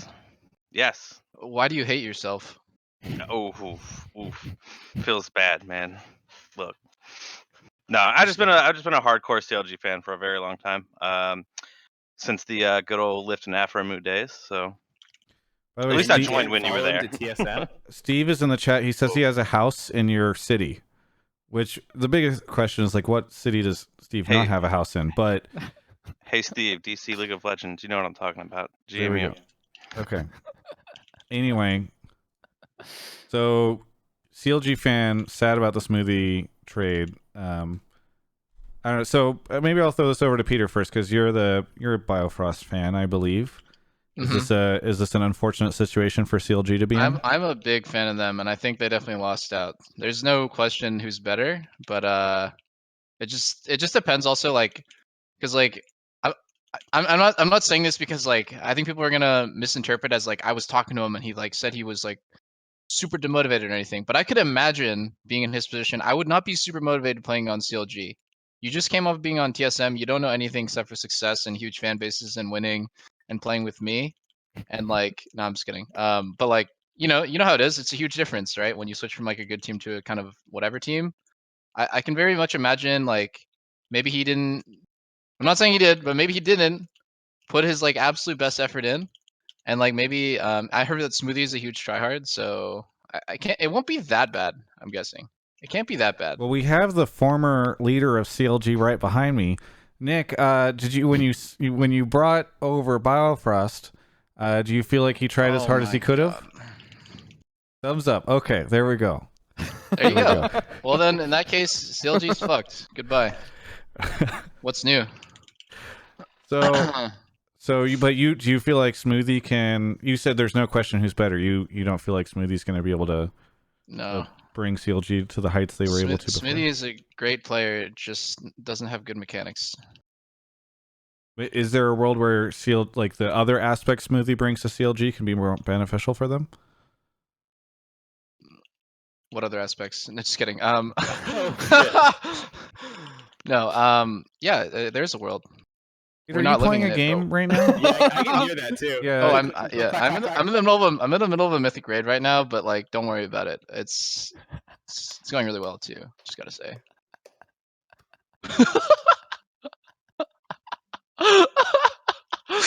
Can you actually can you share desktop? Turn your webcam off and share desktop on Skype.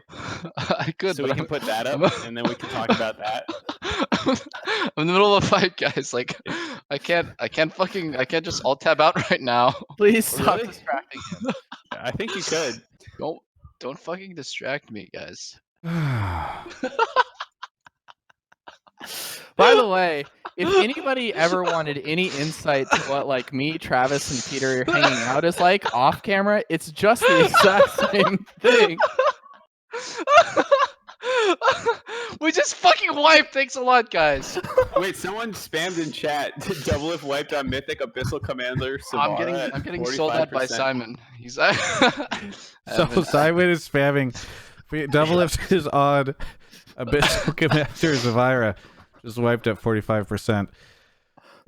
Thank you, Simon. If you could, Simon runs a lot of our bot stuff. So Simon, you can just create like a bot that messages Peter and then lets us know how he's doing on every boss that he's on. That would be great. Dude, I don't know if we're gonna make it. I know you guys are really concerned here. What What was the was conversation? What's the topic again? Yeah. Here's the topic. To CLG. With Smoothie, They're they pretty couldn't get fucked. to Worlds last year, and now they've got Smoothie instead of Biofrost. Are they getting to Worlds at all this year? Should If CLG I was fans- CLG, I'd nuke the whole damn team, or just like I don't know. Actually, who's worth I'm saving? not sure on what I that would do. team? Who's worth saving? Stixay. He's good. What about Wiggly? I don't care what anyone says. No. He's Smithy. no. I think who's the best player? I don't know. Like it fucking sucks because you PoE. can never really tell if PoE was trying or not. That's the part that really blows. If you're CLG, like was he trying? Who knows? It's funny If because I I was- kind of know. Just like What? the whole way he came over with his whole like, I'm going to North America to like compete for Worlds and all that. It Yeah, was a- he's it was a so classic troll. move. That's not what he was doing. Just be honest to your fans. But yeah, so CLG fans should find a new home. That's what you're agreed. saying. Jesus. Okay.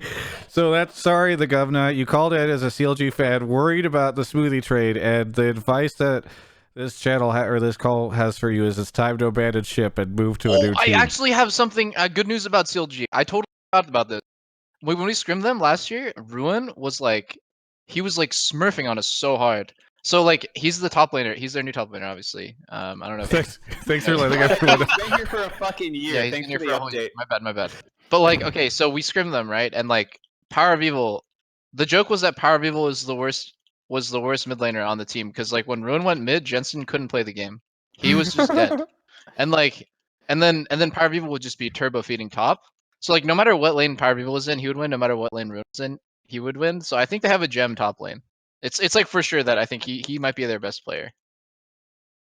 He's Wasn't not that bad. true of Jensen with most melee matchups? That's true. It's true. He does have a bit of a kryptonite. All right. Well, the governor, what are your... Just kind of curious, after all this information, how are you feeling as a CLG fan? Shat on, but it's all good, dude. We're ready for next year. Okay, great. Any final thoughts as we say goodbye? Two things. One, shout out to the DC League of Legends Facebook page. Two, shout out to Alienware Movement. All right, thank you so much for calling in. Have a good one. You as well. Okay, we're going to take our second break of the evening. Speaking of movement, I'm rocking some movement sunglasses right now and also wearing a movement watch. Thank you so much to Movement for sponsoring the show. We really appreciate it. It's been nice to have them for the last couple of months as a sponsor. I'm going to go ahead and link their code so you can go check out their stuff. They're based out of LA. They make awesome stuff on their website. You can go check it out. 15% off if you use this code, which is mvmt.cc/Travis Gafford. If you're watching on YouTube, you can go check out their stuff there. Just even clicking the link helps me out as they see that you've gone and taken a look at their stuff. I'm putting in the Twitch chat right now. So thank you so much for their sponsorship. Again, sunglasses, watches, accessories, all sorts of stuff. We actually, they came by the Twitch channel the other day whenever I was streaming some, I think it was Legends of Runeterra, and threw 25 gifted subs at me, which was quite nice of them.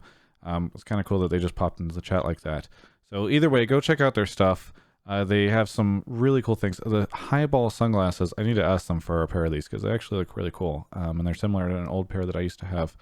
I need to hit them up. But either way, mvmt.cc/Travis Gafford. Please check out Movement.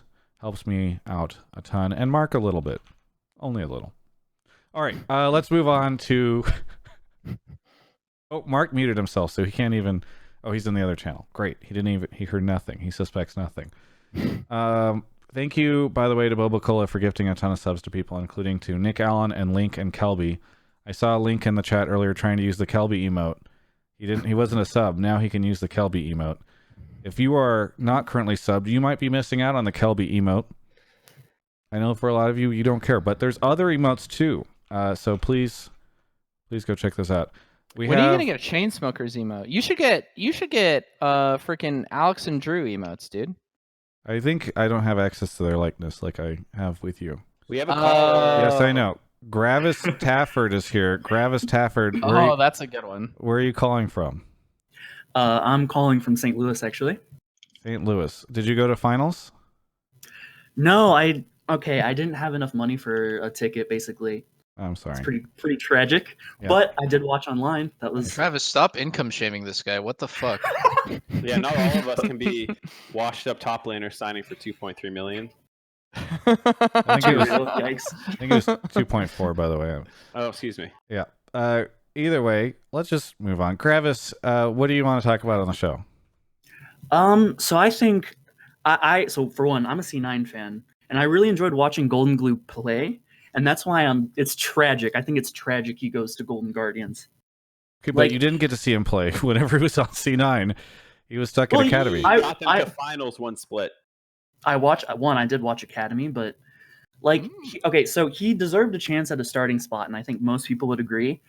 But Golden Guardians is not a contender team at all. Like, for someone who needs to rehabilitate the reputation, to be on Golden Guardians, who, like, for sure, I don't think they're going to make playoffs. We've had no, like, roster rumors on their end. So I'm just I think it's tragic that he ends up there, even though he's, like, a brand fit and everything. I mean, Golden Glue's a roster rumor. Well, besides him, I'm saying, like, we don't hear anything about other pieces moving around. Danon, their GM, is in the chat right now. He just threw a question mark at you. Go ahead, Kelby. I was just going to say, so you feel like it's a shame. Does that mean that you think that because Golden Guardians is not a playoff contender, that Golden Glue is deserving of being on a playoff team? Like, he's playoff level mid? Okay, that's fair. I don't think he's a playoff level mid. I think he's one of those players where his reputation precedes him. And I want to see him get the chance to rehabilitate it, but I just don't think it's going to happen on GGS. He's not. Wouldn't it be worse? Okay. By the way, I'm not sure if I agree with the idea that he's not a playoff level mid, but let's say he isn't a playoff level mid. Wouldn't it be worse for him to go to a top team and seemingly get blamed for a lot of their issues if he's not up to par with the rest of the players? I don't think so. I think. Peter, did you swipe again at 9%? Hey Peter, before you get into the next encounter and you restart, what do you think? Do you think Golden Glue going to Golden Guardians is bad for his reputation, or what do you think? How can anything be worse for his reputation? It's like setting you up. I know what you're gonna say. I just gotta ask it. Yeah. No, I mean, I think if he stays in Academy where he's been for the last like 20 years, it's not gonna be good. Like, even if you're like, I think his chance is like he's playing well on a team that's not that good, and that makes him raise like some stock. But I think right now no one's even like thinking about him, so he should be. I mean, I'm not saying this like to bash on him. I just think he should be grateful for the opportunity to play in LCS after he's been trying to get an LCS for like so many years and he just didn't make it. Well, so the question, by the way, Peter, the caller was saying that Golden Guardians is an unfortunate place for him to land. That he's not going to be able to. It's not a team that's going to be able to let him like show up to playoffs and all that stuff. So, do you think that it would have been better if he was on a different team? Well, I don't know. If he like fucking replaces Bjergsen, I think that's even worse. So just try to prove yourself. Like you got to know your place in the world. Sometimes you join the last place team. That's just where you belong. But well, I actually think staying in Academy is the perfect move for North American mids. So that way, like you do well, and people keep wanting to see you, but you never have to go up against the other import mids waiting in the LCS.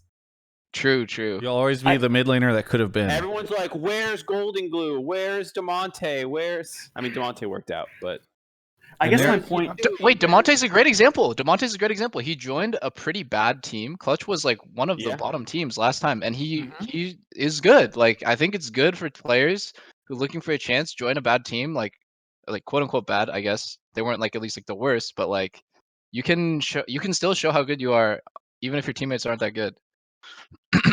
Yeah, I was gonna say, I think like even if he joined like a 7th or 8th place team, which is I think where he would be in like mid lane rankings, and he like just doesn't suck, right? Because his whole reputation is like scrim god, but like never performs on stage. Where it's like if he can just like not suck on stage and like at least get like 7th or 8th place, it's like, oh, okay, well he didn't suck, he didn't like tank his whole team, right? Whereas like with Golden Guardians, I think they're like doomed to bottom 2 again. We've heard I haven't heard any rumors besides Golden Glue to GGS. What rumors have you heard about Immortals? Xsmithy. I've heard Xsmithy to Immortals. Okay, so you've heard one rumor for Immortals and one rumor for GGS. But also Immortals aren't they inheriting the old Optic roster? Not that that's a great roster, but right, but GGS has their old roster too. I get my point is just like it's strange to me that you would draw conclusions about not hearing rumors in terms of determining like the strength of a team. Like it could also just mean that they're looking abroad, or it could mean, I mean, for all yes, admittedly, they could mean they're not looking at anyone and they're going to suck and they're going to be 10th place. I would never rate a team based off of and their potential based off of how many rumors I have or haven't heard about them. That's fair. I just think that a lot of really good players or big opportunities are getting snatched up so quickly this offseason. Well, all right. So I'll go to bat for the caller here. Okay, Optic finished in playoffs last split, and depending on what you think of Jake, which Doublelift thinks very highly of him, he's an upgrade over Meteos potentially. Whereas a pessimistic person can go look at Golden Guardians roster. They didn't make playoffs, and you can have the opinion that Golden Glue is a downgrade to Froggen. And if there's no other moves coming in the pipeline, which you assume there would be because this is opening up a import slot that. Yeah, but if there's nothing else that they hear, you can momentarily be pessimistic. No, I think the only problem is it's not like we have like, and I don't know, maybe the callers isn't seeing the same rumors I'm hearing or whatever. It's the offseason, everything flows weird. But like the only rumors I've heard for Immortals is that they're losing like all the Optic players essentially, or they're trading them away or whatever, right? Like, listen, I'm not saying I actually believed anything I said. I just made a case for the caller. Okay, you're backing out already. I'm sorry. I thought I had no skin in that game. That was quick. Look, I don't know how strong they're going to be, but just because I haven't heard rumors doesn't mean that, I'm ready to count them out. I'm more interested in seeing what their final roster is going to be. For what it's worth, I actually think Golden Guardians, from at least a brand perspective, is a great place for Golden Glue because it's not going to be like he's going to be on a top team, or at least one with like the history of some of these other top teams. So there's not a ton of pressure there. On the other hand, I don't think that Golden Guardians is like mega instantly assumed to be last place. Obviously that was their first year in the league, but that wasn't their place or their situation last year. So I think this is a great place for him to prove himself, and Golden Guardians Golden Glue is so fucking great. Yeah. Gravis, is there anything else you want to say at the end of the call? I appreciate what you do, Travis, and shout out to Alienware and Movement. Great sponsorships. Thanks for doing what you do. Thank you so much. Hey, Doublelift, are you in a raid right now? I am. I'm gonna give up. I'm close to giving up. Wow, what's up? This is the call that what's wrong with NA call. So you can if you I've been waiting for this call. Yeah. Oh no. Wait, what? Why would you know that? You're just worried about having to answer it? Exactly. Or you're just distracted and you're saying words that come through your mouth but without going to your brain first. No. I'm the best multitasker you know. And let me tell you... That is not true. The moment you look at your phone, you hear nothing I am saying. Yeah, Peter, that is a very blatant lie. Okay. Multitasking is not my selling I can point. tell that our caller is from North America. Sorry I'm bad is call again. Sorry I'm bad. Where are you calling from? Man, that was a low blow. Come on. Well, yeah, I am calling from Canada, Vancouver, Canada. Vancouver, Canada. Welcome to the show. What do you want to talk about on the show? Well, I think one of the biggest issues with North America right now as a competitive international region is the fact that there's like little to no grassroots like path to pro projects that are like sponsored by Riot. Scouting grounds. Well, Scouting Grounds is the closest thing, but like Scouting Grounds is what, once a year, not that It's not- long, and it's not like a group competitive. of solo queue players. So I'm not saying And I it's disagree mostly with for your take, lane. but I do want to point out that this year they also had a bunch of amateur tournaments that you could participate in to feed into Scouting Grounds. Did you know Well, that? I did not know that, but The Face It ones, what they were called. Face Yeah. It somethings. Well, that I didn't know, but I think like there's still little to nothing below that. Like players who want to go pro and like have the ambition to learn the game and are maybe sitting in like masters, grandmasters around that skill level don't have many tournaments or many environments to like practice in that competitive environment. Yeah. They only have solo queue environment. And by I the way, agree. Twitch chat right now is like, haha, he didn't know that. None of you people Yeah. on Twitch chat knew it either. No one knows that because Yeah, nobody pays no. attention to the scene. So Yeah, shut up, the Twitch Academy chat. League is completely ignored for the most part. It's kind of sad. In Actually, comparison to LCS viewership, I mean. Peter looks like he's multitasking right now, so I'm No, going to no, throw no, this no. to Kelby I for- agree. I actually agree with what he's saying. Like in EU, a lot of the players are good. Well, first off, the average player is just better in EU as a baseline. But like, it also helps that like I'm playing with these players that have played in like the Spanish league or the German league or like the French league, and obviously like it's not like enough. It's not like enough money to write home about, but it's like enough of a thing where I feel like these guys they're like almost pro players. But like in Yeah. NA, it's not even close. Yeah, They're just awful. That's the main thing that came to my mind. Is like EU has, I think EU Masters it's called, or their regional leagues, Yeah. where it's like a whole bunch of countries from Europe, and they all have these leagues where these players compete for, I believe, splits similar to like LCS length, and that's a great environment for these players to not just get noticed, but also practice and get better in this environment. And that's something North America is really missing. Kelby, as somebody who watches more esports than the rest of us from a variety perspective, what do you think of League in North America from like a development perspective compared to, I don't know, the systems that you've seen in these other esports? I mean, League definitely has a lot more infrastructure than pretty much everybody else. I guess it's just for our case, it's like, does North America's infrastructure compare to other regions? I think that one of the, like, it doesn't help us now, and it may not even end up helping League of Legends, but one of the things that I've noticed is like more and more universities in the US are like at the D1 level supporting League of Legends athletics and having varsity programs, which is like pretty sick. Because I think culturally for our country, especially with the emphasis on like everybody having to go to college now, having a path there and like a viable way to, and I don't know if they offer like scholarships or anything, but if it gets to that point, that's something that's really impactful and interesting. The route, my personal opinion though, and I would love to hear Peter's thoughts on it too though, like my whole take on this issue for a long time, as you know, Travis, has been that like I think that North America is behind and will continue to stay behind because our player base is way smaller than the regions that we're competing against and losing out to. Like NA as a region, like we have a lot more interest in other games that eat up a lot of our player base and interest attention. Like League is not the hot game in North America for like young kids coming up and grinding anymore. Fortnite. Yeah, I mean, fucking like we own that shit at Fortnite. We own console space, but like League, you know, like other games, like they have way larger EU player bases. So of course they're gonna shit on us, dude. Peter, what are your thoughts? Yeah, that seems right. But when Okay. can I follow up on that, Peter? Like, sorry to interrupt, Mark, but when you go to Worlds, like, what are your feelings about like when you're there? Because you've represented probably the best teams that North America has ever put forth. When you go to Worlds, do you feel like we are just behind, or it's like the team just not performing, or what?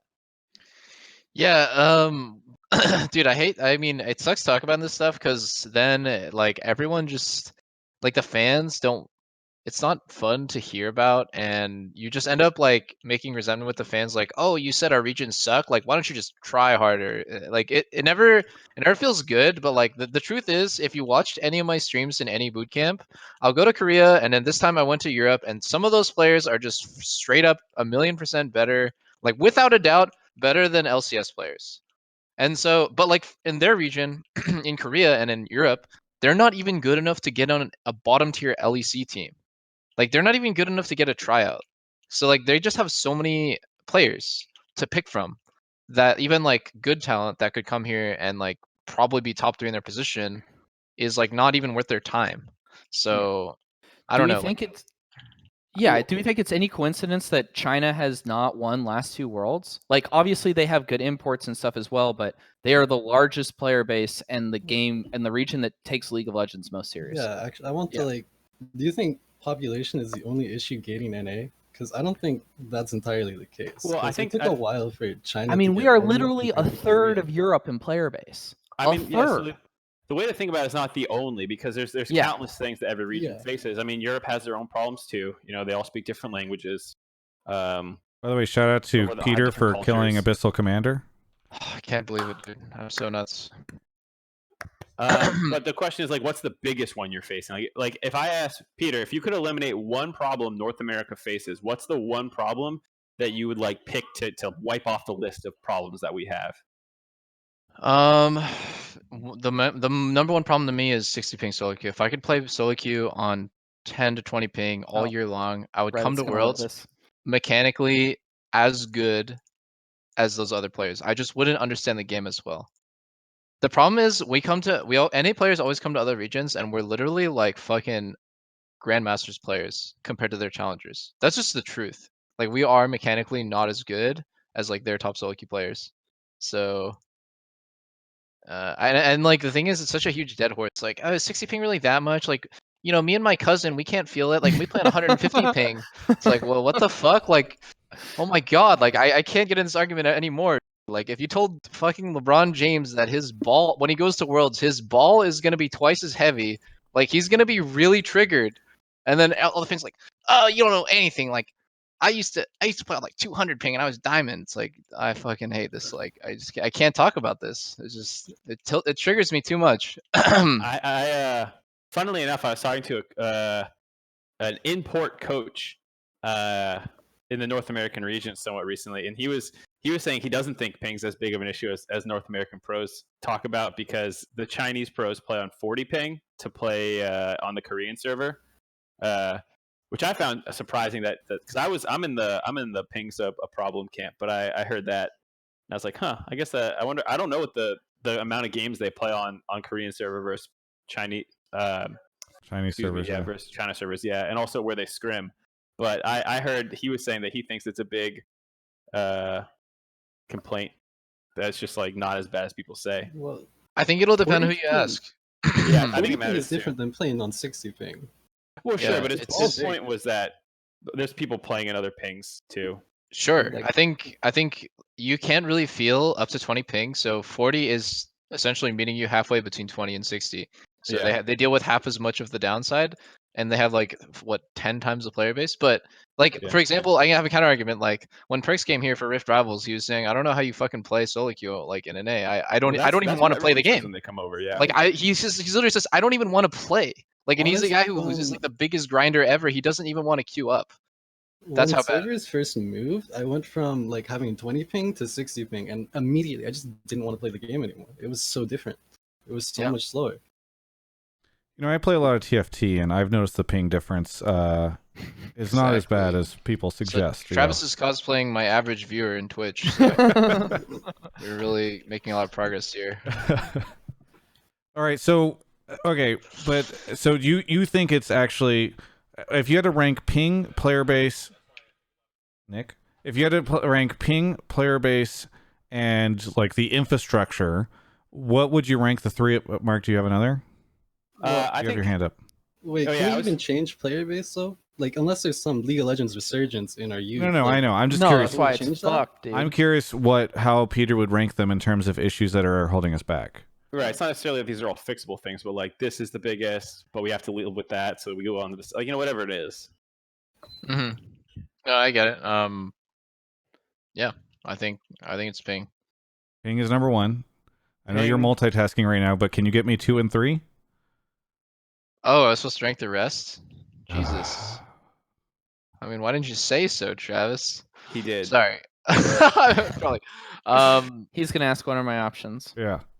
So what were the options? Player base number 2. Player base, ping, Ability to focus, and number 3. infrastructure. So if we fix the ping, we're in a better place. If we fix the player base, I don't really see what infrastructure being a big problem personally. okay. Yeah, whenever like I see shit on Reddit that's like NA pros don't try, or we don't have the resources, or my favorite one that I saw recently, fucking old guard is keeping like the new talent from coming up, and like that will like bring us up to the level of other regions. I'm just like, holy shit, like how disconnected do you have to be to fucking think that there is some like conspiracy by the team owners where they're protecting like the Peters and Bjergsons of the world, and they're just like, no, we want to keep these guys in the league, and we oh my god, You only have to watch my stream for 10 minutes to realize there's no talent out there waiting. There's no young talent out there. It's a I wasteland. mean, the thing is, if anyone finds it, it's like fucking crack. People want it.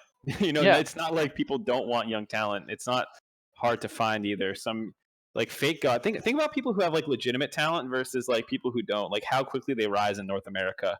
Like how long did it take Licorice from joining like E United or JJ or Fake God or like the guys who move quickly up and like Vulcan and these people, like the people who have legitimate talent and upside, at least quickly get a shot. Maybe they don't pan out, but like these guys get shots. So it's like, and it's not that crazy that like, it's not like we're just like not looking at these, our coaches aren't looking at these things. Hey, sorry, I'm bad. I know we have one more caller, so I don't want to take up too much of Peter's time. I know he's busy, but sorry, I'm bad. Do you have anything you want to say as we say goodbye? Well, actually, I had like one last thing I wanted to bring up because I think I might have been looking at my take and it completely wrong. Like maybe not NA is like a competitive region, but we have traditionally had an issue scouting pros, and with more leagues, you could more easily find the players that have that drive and ambition that want to get better at the game and actually pop off at these tournaments. More teams might be able to see these players and pick them up early and teach them and help them learn. I mean, it sounds like from Peter's take that you don't need more opportunity to see them because they're not out there. Is that correct, Peter? Yeah, I mean, if you have the drive and ambition right now in this current way, like you already know how to do it. You just have to climb solo queue, and if you're high rated in solo queue, people will look at you just like people looked at like Johnson and Fake God, and like the thing is that barely trying, like trolling half my games and getting ghosted every game. I'm top 10 challenger every year, and it's like, and I'm actually just running it down. Like I don't understand how there hasn't been more players with the drive to climb the ladder. So I think Core's tweet. Did you guys see Core's tweet after Worlds? Like I think that's totally right. People should really take solo queue seriously. I'm part of the problem. Like I should definitely take solo queue more seriously, but I haven't been. Okay, so that's a Reddit thread someone's allowed to make. They can blame you guys in solo queue for making it bad. Well, yeah, I gave up on NA solo queue a long time ago. That's bad. Yeah, I think that happened in the CLG days. I'm pretty sure. Oh my god, dude, come on. Well, so the other thing is like, I can buy the argument that more leagues will help players develop faster, but I don't buy it from a scouting angle because, like Peter's saying, like if you play solo queue and you're good, someone will notice you and someone will reach out to try and message you, and it's not rocket science. Like play good. If you want to become a pro and you're playing well, go add Doublelift after the game or whatever pro it is, and say, hey, I want to become pro, like blah blah blah. Make a Twitter. It's like it's not hard to get discovered. It's hard to be good. By the way, don't add Peter after the game because he will not accept. Not Peter specifically, but whatever pro you're in a game with once you get into that elo range, and I think I agree about the NA not taking solo queue seriously enough thing. If you and I got some flack for like pointing this out, but like, and I'm not saying we have to become grind lords who give up sleep to play as much, but like NA pros, generally speaking, often have half the games that the pros from other regions have in solo queue. Now, part of that is queue times from lower population. Part of that is I hear we do triple blocks more than other regions. There's some things going on to make that mitigated, but I think the 60 ping experience demotivates players to want to grind solo queue the way they have it in other regions, and as a result, we just don't play as much league as other regions as like a flat numerical perspective. Sorry, that Ben. matters. Do you have a shout out? You don't need uh, to. No shout outs, but thank you so much for your time. Yeah, thanks for calling in. Okay, And we've got one last caller to go. Thank you to everyone who is subbing right now. I'm sorry I can't read out everyone's name. I will try to figure out a way to make Travis it up to doesn't you. appreciate you. Huh?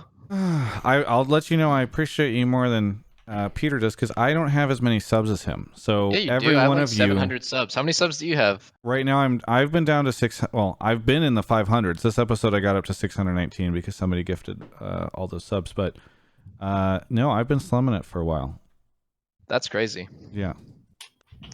So my whole point is, I have less subs than Peter, so I appreciate every one of you more because I know I value. You don't get lost in the mix. Travis also doesn't have like a multi-million-dollar contract with a team, so that also helps him appreciate you more. Yeah, he does. He has one with Team Alienware. That's the Yeah. best team you can ask for. Now Nice people are going to shot. think I have a multi-million-dollar contract with Alienware, which is not something I'm able to confirm or deny because of Kelby, am I allowed to say? I can't say. T-Rob. Hello.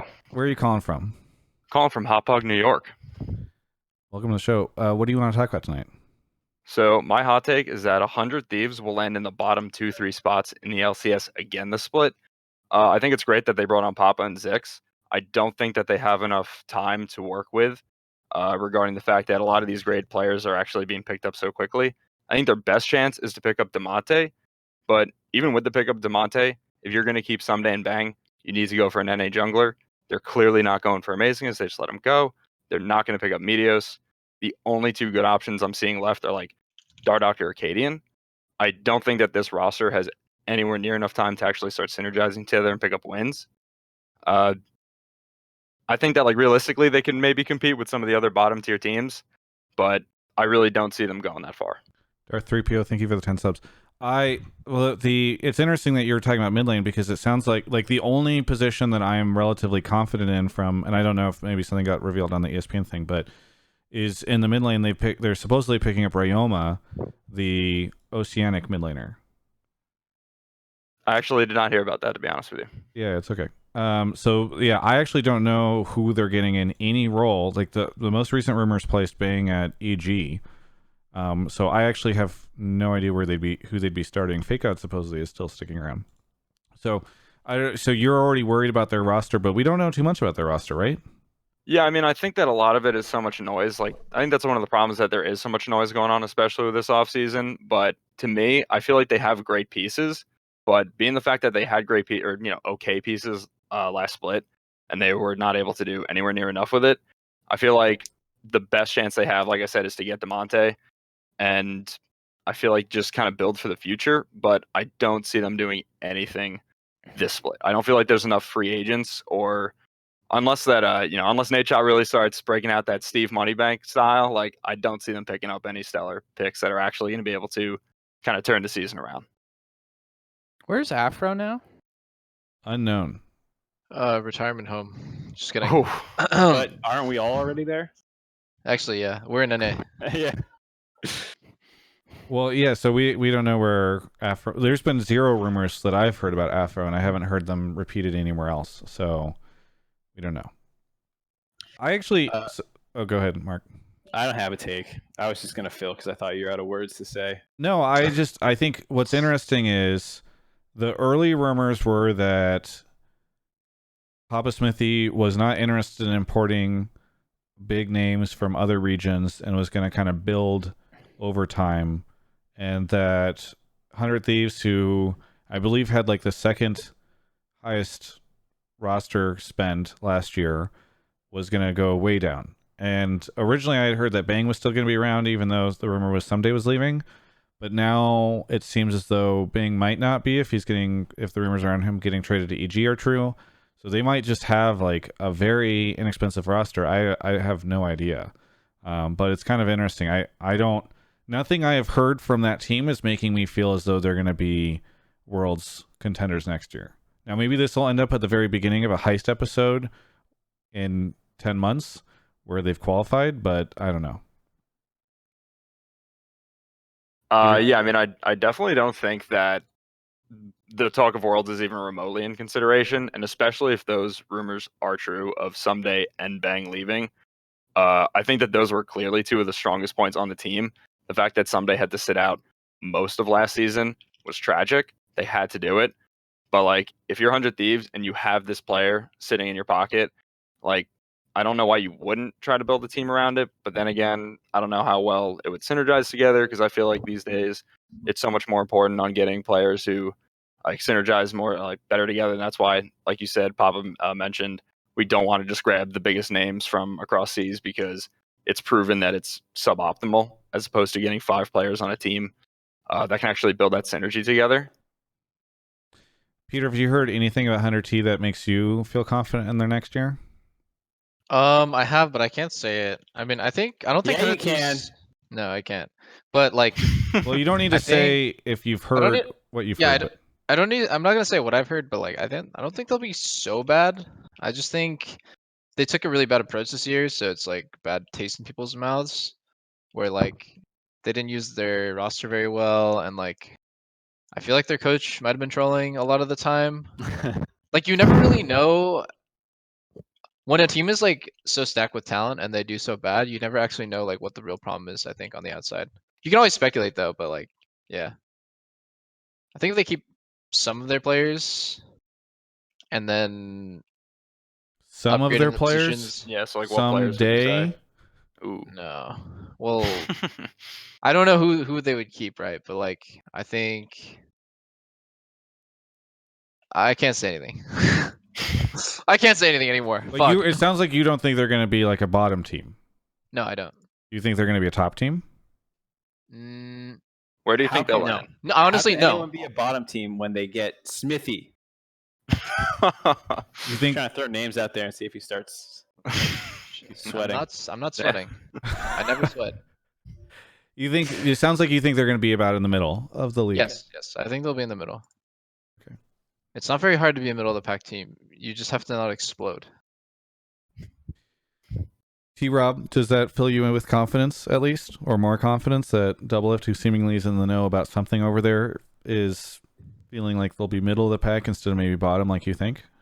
Yeah. I mean, like I said, I think that there's definitely potential, but I personally just don't see it unless they kind of get everything that they really, really need, and Zik somehow comes in and fixes this, excuse it, but, kind of an ass backwards way that the org's been approaching it.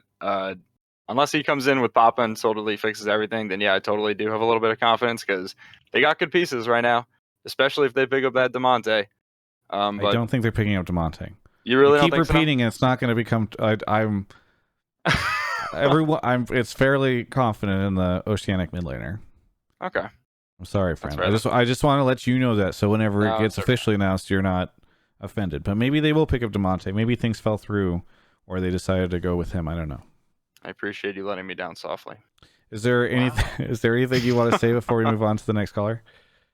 Yeah, just shout out to Farmingdale State College Esports, baby. Rep it. Nice. Have a good one. Thank you, man. You too. All right. So that is the show. I'd like to officially thank Peter for the host. That was very, very generous of him. It's always hard to thank Peter because he's never. You're welcome, bitch. It's hard to thank him because he's just too gracious. Woo! This show owns. Thank you for joining. It's I so appreciate good it. that he had to play WoW to calm down. Yeah, He I had to realized play you had- brain dead as WoW to calm himself down for the I mental realized engagement. You had a lot going on tonight, as I can tell. So I appreciate you taking the time.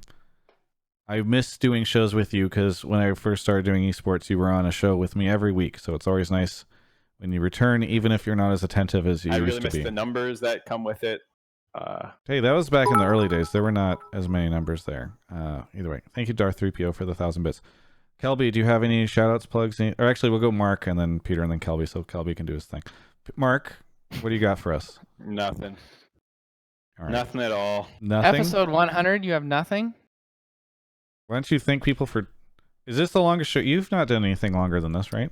I've done the LCS broadcast, Not sure if that's the same and thing. that's twice a week. I've done hundreds You of want LCS to thank broadcasts. the viewers or anything? What's sponsors? Thank you guys for watching and supporting Travis so he can support me. I really appreciate it. The show's a lot of fun to do, so thanks for coming in and calling and all that stuff.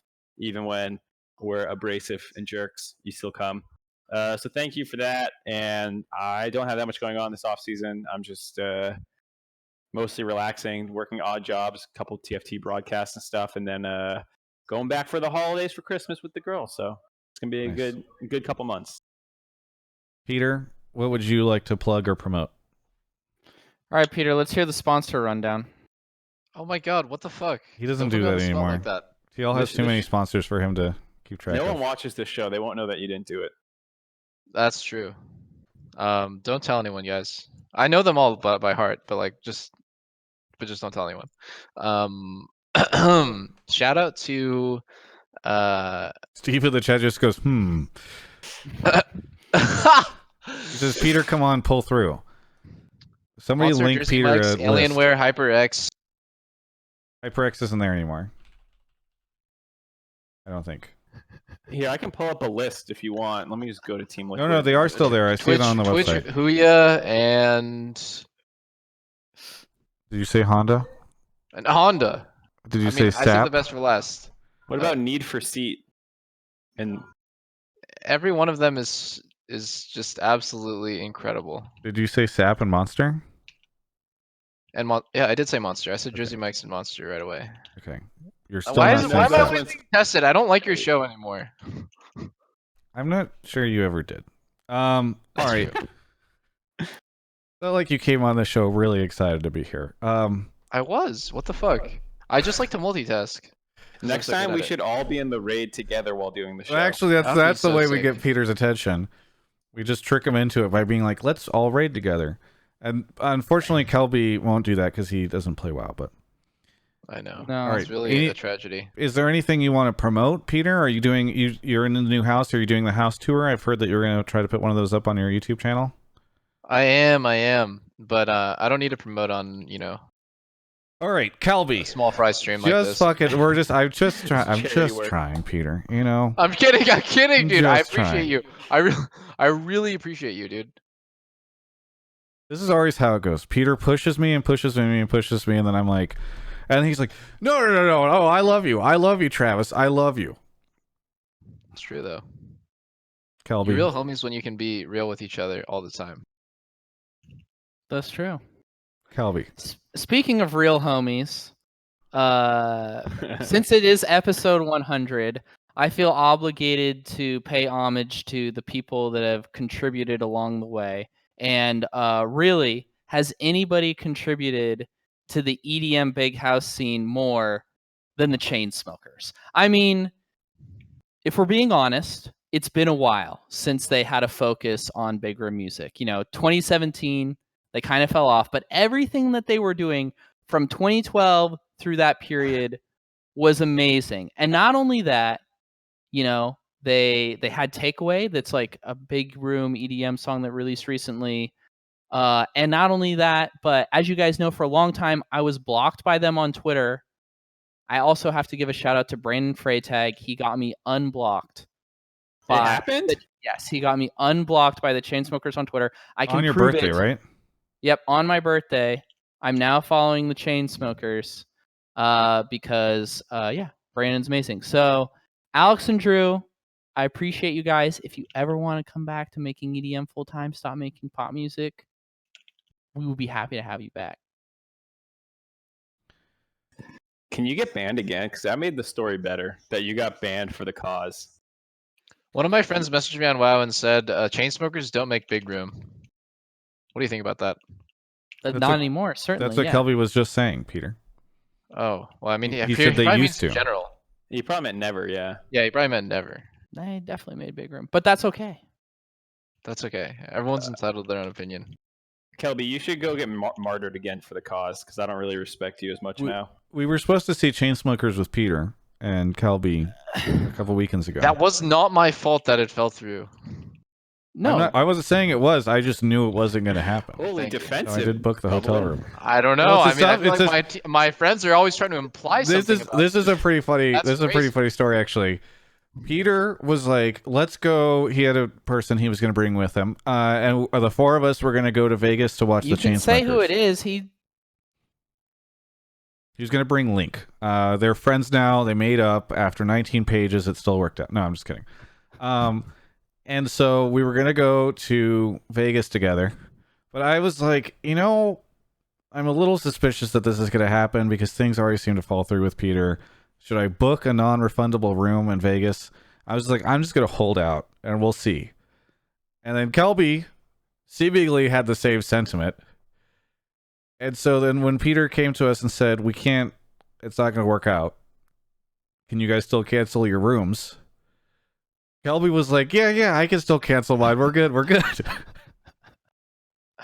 You fucking idiots. I bought a non-refundable ticket and it was like $800, dude. Wait, which one of you just called us idiots? Yeah. You just called us idiots for making the wise financial decision. Yeah, whatever.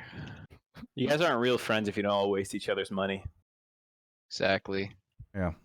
All right.